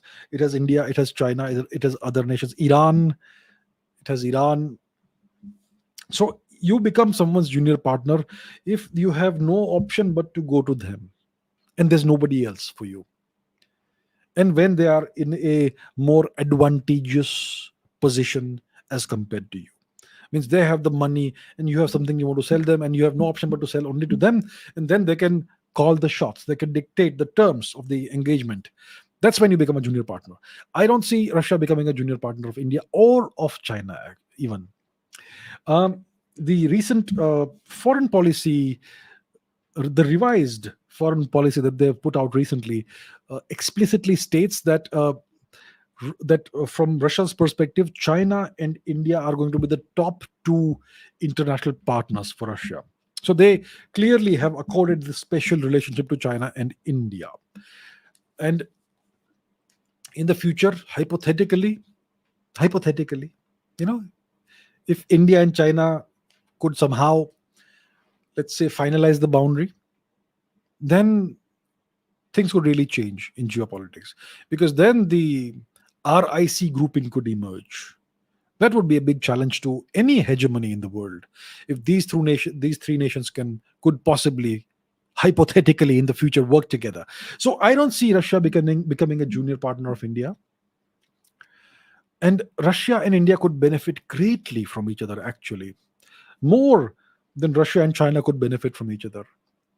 Because China will never give Russia access to the warm seas. I mean, the warm waters of the so-called South China Sea, etc., are right now under a great deal of contention. The Chinese are claiming this region, but there is a lot of it's not a fait accompli for them, and the Russians have a significant amount of influence and a degree of control in Central Asia. We haven't opened the map. How can it be?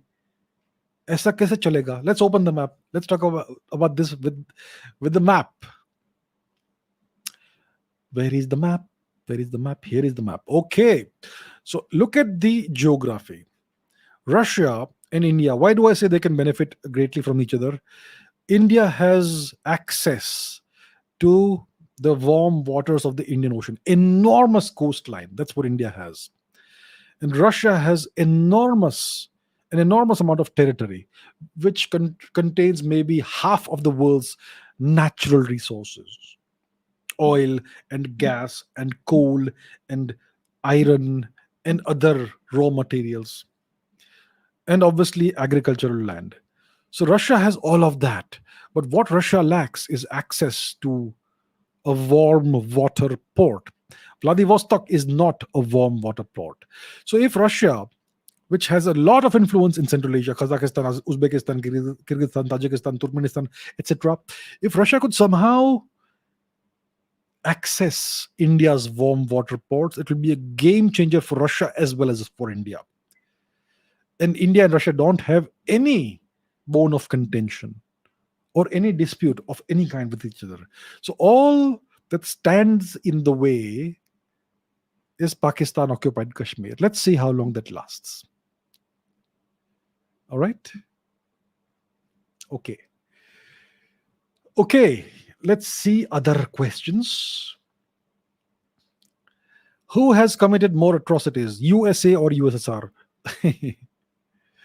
Come on, it's the Anglo-Saxon Empire. But they are the masters of propaganda. You won't even believe if someone says that they have committed more atrocities. That's the power of propaganda. In the 20th century, the Americans used to say that the Russians are masters of propaganda, and these people like Yuri Bezmenov and etc., they came out and they exposed certain Russian techniques and means of doing propaganda. Well, believe me, the Americans are orders of magnitude ahead of the Russians when it comes to propaganda.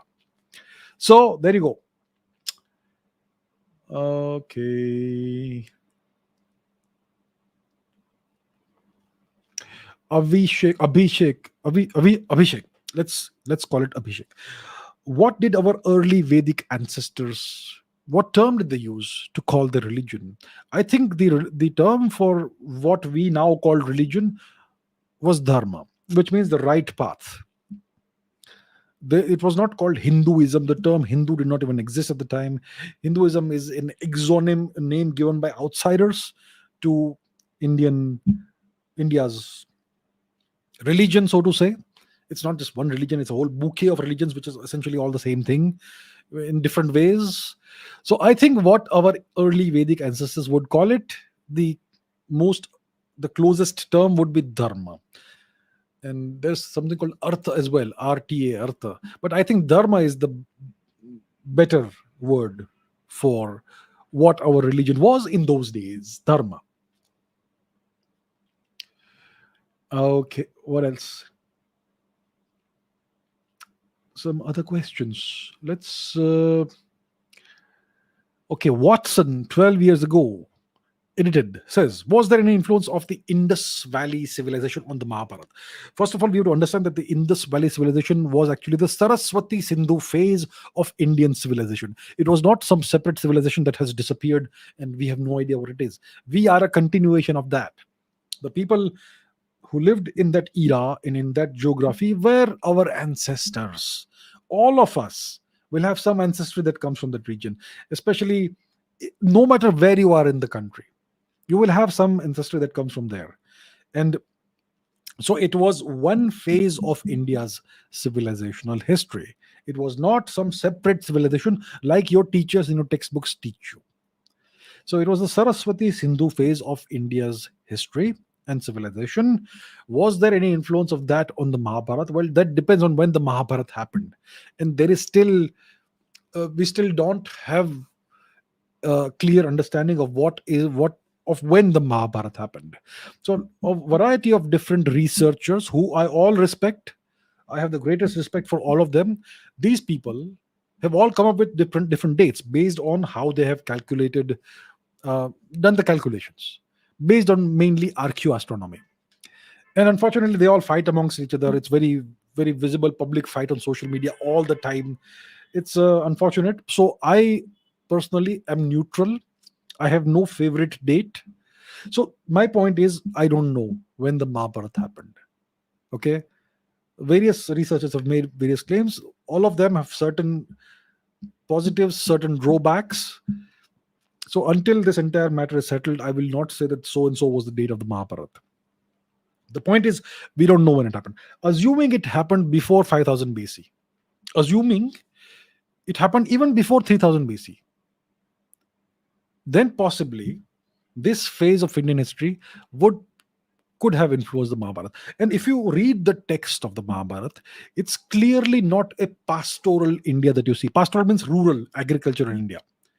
The Mahabharata the text of the Mahabharata mentions lots of different cities, lots of different kingdoms.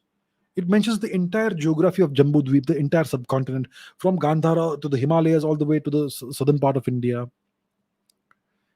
east to west.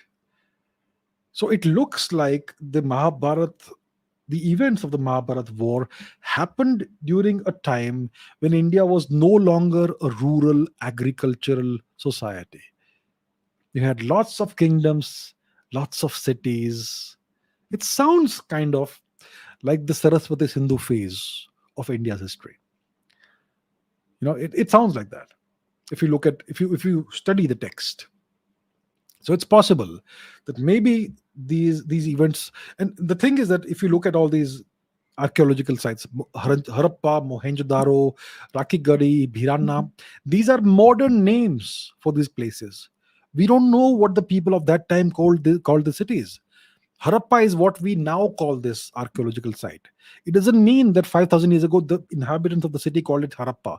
I am sure they did not call it that. They would have called it with some other name, which we have lost. Same for Mohenjo-daro. It's a Sindhi word for a mound of the dead. The people of that who lived in the city in its peak or even in its infancy would not have called it Mohenjo-daro. So we don't know the names. We don't know the name of the original name of a single archaeological site of the Saraswati Sindhu era, and there are thousands of archaeological sites that we know of. So possibly one could look at the text of the Mahabharata and try to understand the geography and what the names could be possibly.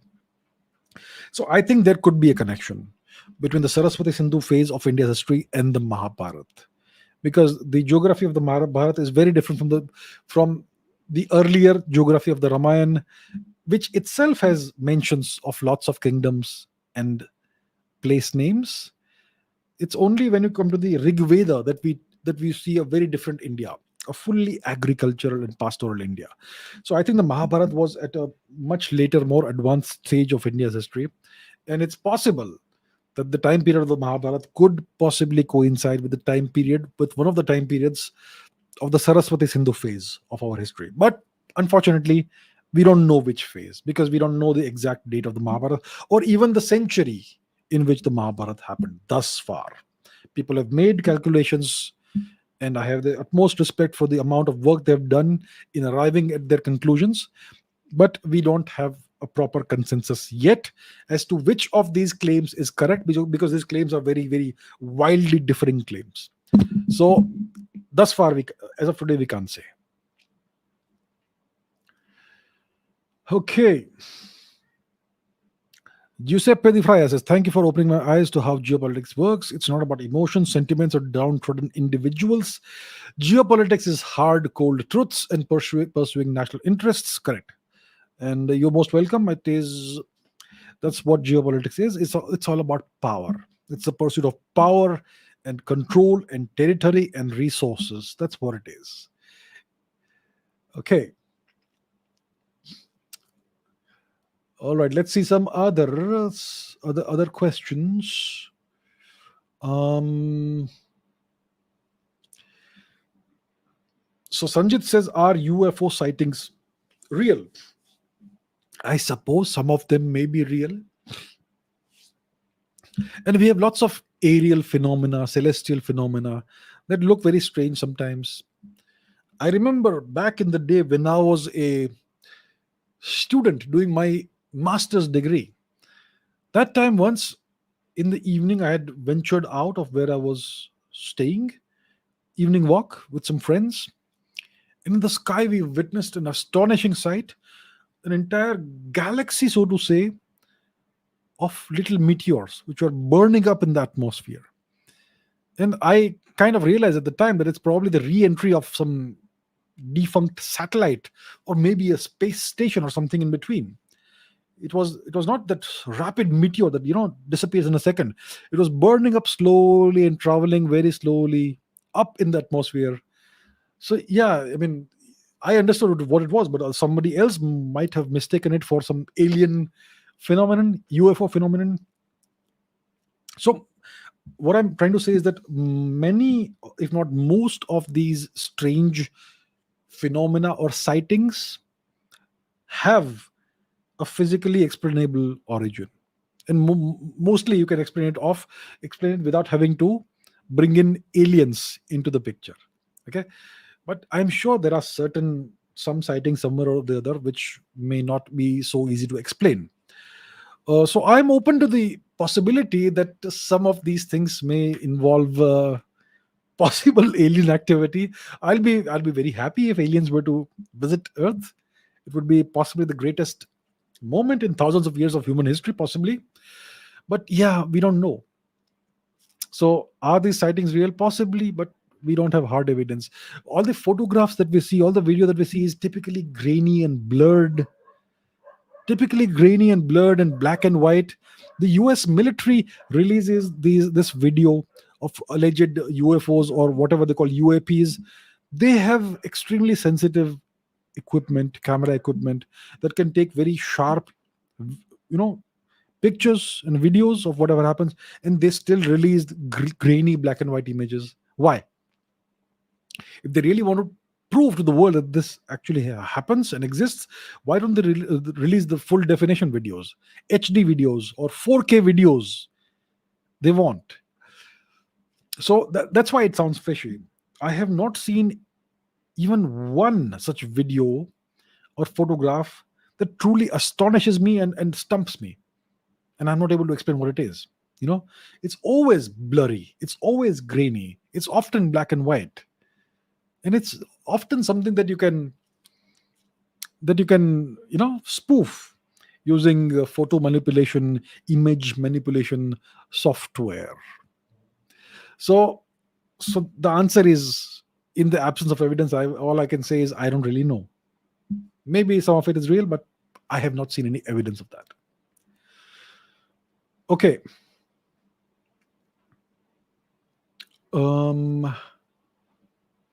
What else?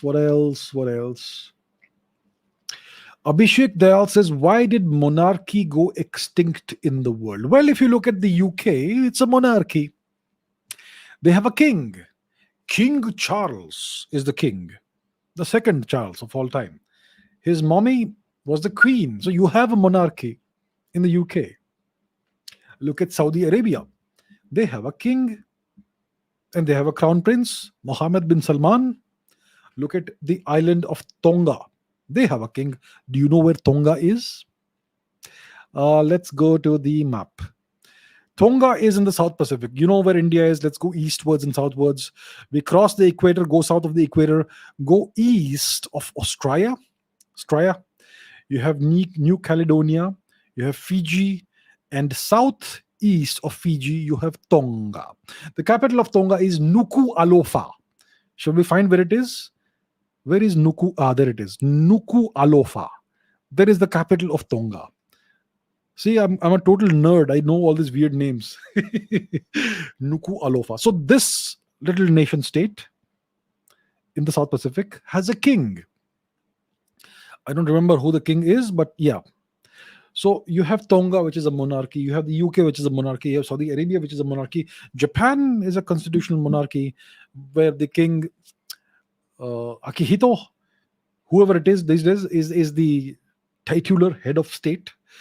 You have various monarchies in Europe which still exist.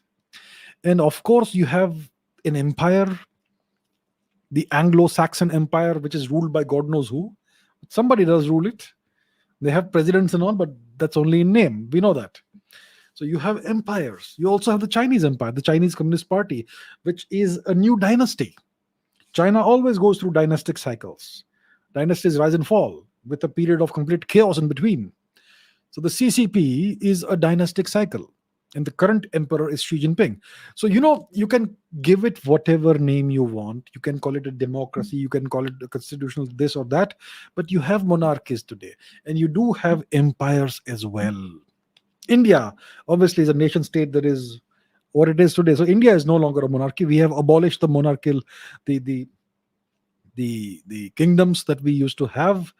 In my opinion, many of these kings and kingdoms and queens, they actually did much better for India than the post 1947 certain regimes did. But yeah, that's just how it is. So that's how it is. So it's not really extinct. It seems to be extinct. It's made to look like it's extinct, but it's not really extinct. Star Lord says, were Ahoms Hindu before they came to India? The Ahoms, see, today the people of Assam are not pure Ahoms. They're called Ahoms, but they have a certain amount of ancestry. The people of Assam today have very mixed, so to say, ancestry. They will have some ancestry which has a significant affinity with the people of Bengal, some ancestry with affinity to the people of Odisha, some ancestry which has more affinity with the other states of Far East India, like Manipur, Nagaland, Tripura, etc. Some ancestry which is closer to UP, Bihar, etc. That sort of thing. And some ancestry which is Thai ancestry. Map again. Where's the map? So the Thai people are an ethnic group, ethno-linguistic group that have given their name to Thailand or Thailand. Some of them also live in northern Laos. And the Yunnan province, which is currently temporarily part of China, has historically been a Thai region. The people who live there are not Han Chinese. The majority are Thai or Dai, D-A-I or T-A-I. Now, some of these people sometime in the past 1,000 or so years, some of them migrated into what is now Assam in India, and they obviously assimilated into the population that already lived there, and their descendants are the group that are now called the Assamese people, and historically they were called the Ahom people, the Ahom kingdom, and all that. So the question is, these people, the Thai people who came to India at that time, were they Hindu when they came to India? They were most likely not Hindu. They clearly were a polytheistic people. They were neither Buddhist nor Hindu. You know, if you want to make a distinction, they were definitely a polytheistic people, just like how the far east of India used to be before the Christianization of the region. So if you look at the various peoples of what we call Northeast India, actually it should be called the Far East of India, before the Christianization of this region, which was artificially done by the British and then by Mr. Nehruji, uh, the peoples of this region all had polytheistic belief systems. There was animism, which is spirit worship. There was nature worship. There was ancestor worship, and other gods and goddesses. So there were these entire pantheons of gods and goddesses and such like. So the Thai people also had the same thing, and they came into India, and eventually it became the Ahom people. So that's how history happened. That's how this entire process happened. Aditya Davda says, why are there so many civil wars in the Middle East and Africa? Well, you have to ask yourself, which who is the major power in the Middle East, and who is the major power in Africa? Once again, let's go to the map. So when it comes to the Middle East, you have you can call it the Middle East, or you can call it West Asia, whatever you want to call it. The major power in this region is the United States of America. Okay, they have typically you can see all these straight line borders over here, which were drawn by the British and the Americans in the first half of the 20th century. And in the past 70, 80 years, it is the Americans who have been the major power here. And if this region is in turmoil, you have to ask yourselves how that happened. The Middle East is always in crisis. Why is it so? Who creates these crises?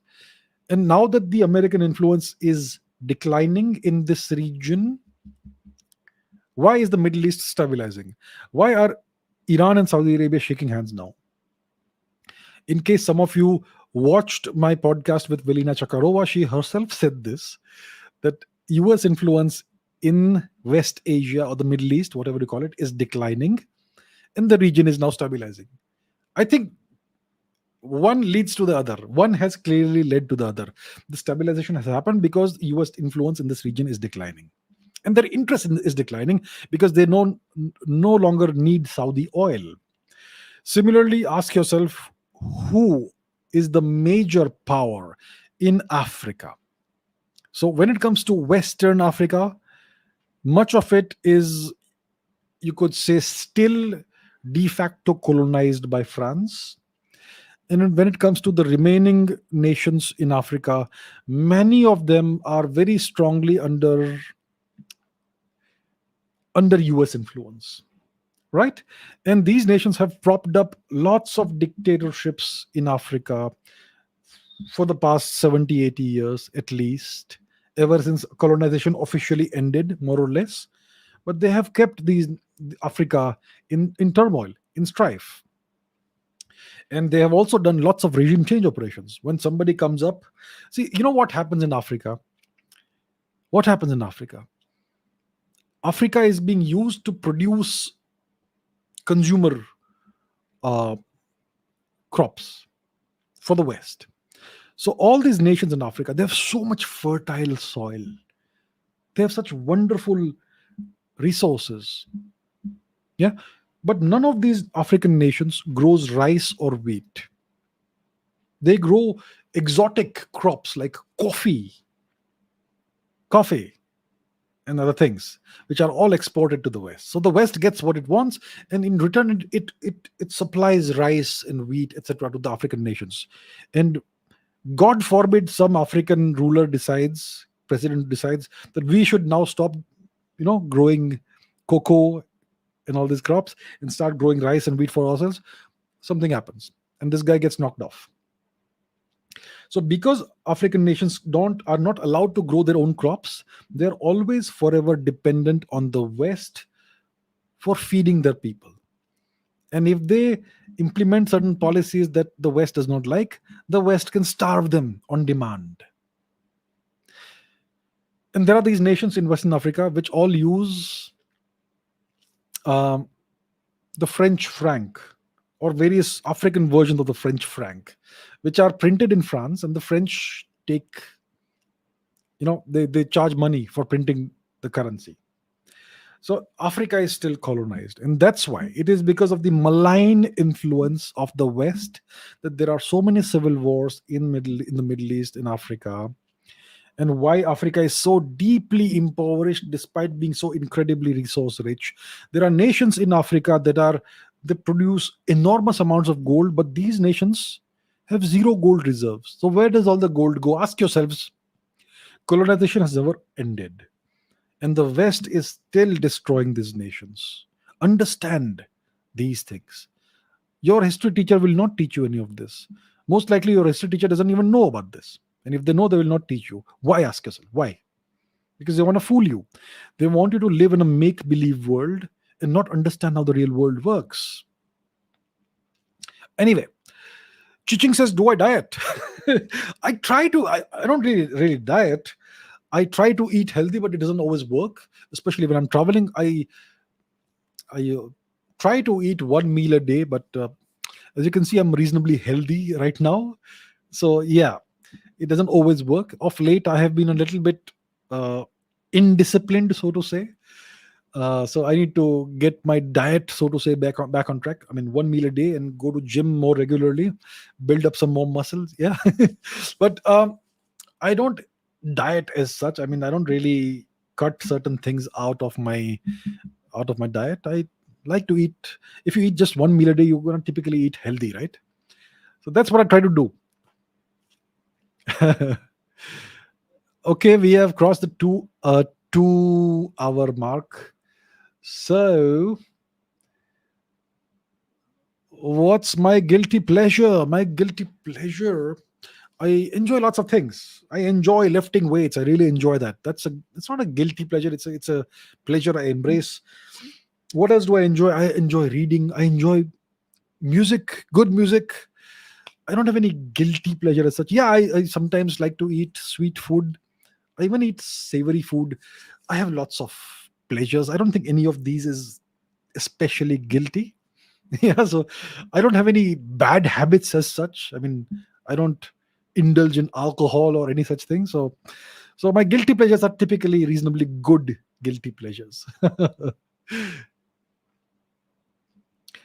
Okay. Yes, Martin says, do not eat sugar. I agree. Sugar is not good. Sugar, essentially, if you take it in sufficient quantities, it starts acting like a poison. So it's not something the body needs. It's nice, it tastes good, that's why we all like it. But yeah, I agree, do not eat sugar as far as possible. And sugar takes different forms. You eat bread, it gets converted into glucose in the body. It's the same thing as eating sugar, you know. So people, I have known people who diet. So they will drink tea but not put those teaspoons of sugar in there, but they will eat bread, they will eat pasta, they will eat all kinds of other garbage. So that so I used to ask myself, what's the point of not putting those 2 teaspoons of sugar in your tea? So yeah, I agree, do not eat sugar. Sugar is not something that we need. It's not necessary. Of course, if you're healthy and fit, you can eat sugar, but yeah, but overall don't.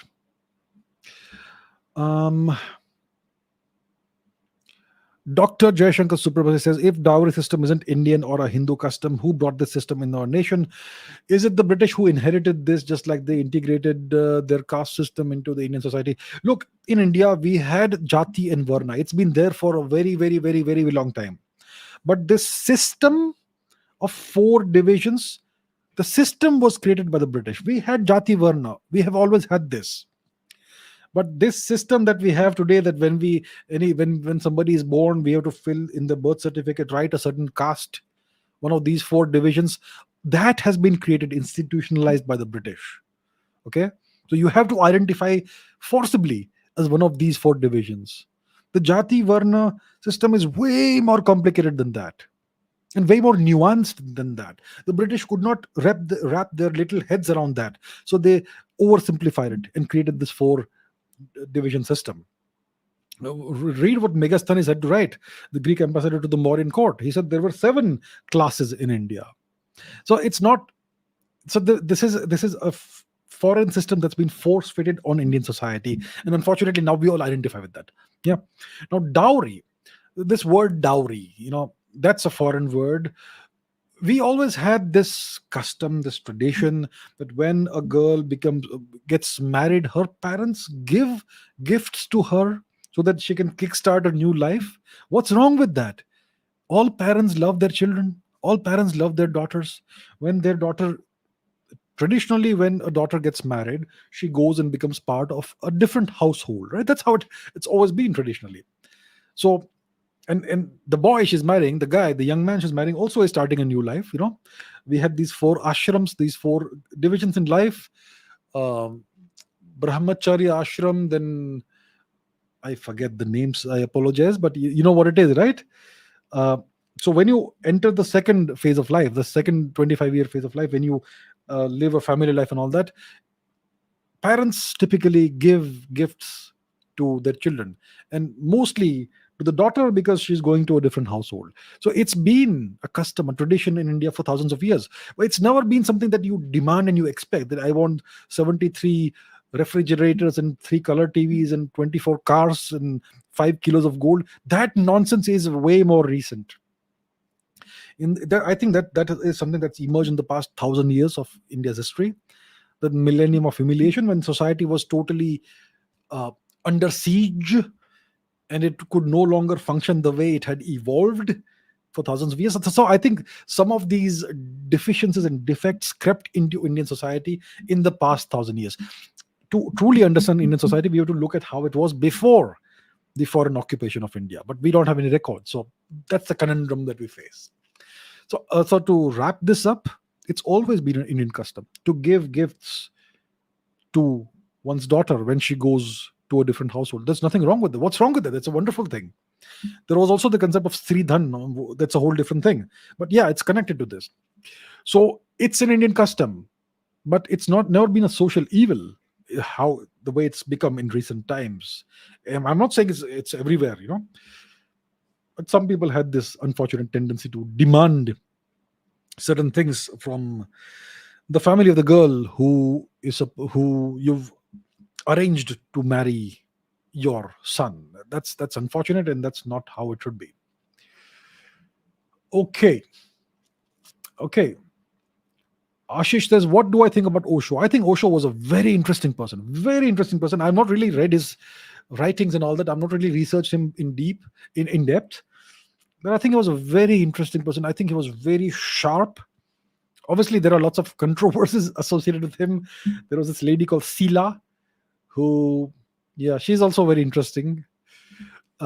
She had this podcast with my friend Ranveer. That's interesting. That was interesting. Yeah. So he was a very interesting person. I think he was very intelligent, very sharp. I'm not sure if he had spiritual, mystical, etc. powers or not. I don't know about that. Maybe not. I don't know. So I don't know much about Osho. I think he was definitely a fascinating individual. And yeah, overall, I think his contribution to the world may have been more positive, and overall, possibly. Yeah. Okay. So I think we are here now at the end. I will take one more question. Okay. One more question. Well, what question shall I take? Saurabh says, is Greek older than Tamil? Definitely not. No way. Greek is not older than Tamil. I think Tamil could possibly be as old as Sanskrit, possibly. Yeah, we don't know the origins of our languages. That's the problem. So we don't have answers. But clearly, Greek is not older than Tamil. The Greek language is something that emerged from older languages about 3,000 years ago. 3,000 years ago maximum. Tamil goes way before that. So absolutely not. Greek is not older than Tamil. And with that, we are at the end of today's live stream. Today's Ask Abhijit session. As always, I think there's a whole different energy when we take questions from the live chat. In the past, I've done so many live streams in which I've pre-selected questions. That also is fun. But I think this is more interactive. I think this is obviously I have more than 1,000 people watching, and they're all asking questions. So unfortunately, I cannot answer everyone's questions. So I apologize to those of you who have asked questions maybe repeatedly and have not been able to pick them. I apologize, but we'll keep doing this, and hopefully everybody gets to interact with me in this manner. Yeah. So thank you very much, all of you. I always appreciate this privilege that I have of being able to interact with you all in this manner. I really appreciate that. So thank you for watching, and I will see you very soon in the next live stream. Until then, take care, and always remember this: keep raising your standards. Thank you. See you soon. Bye bye.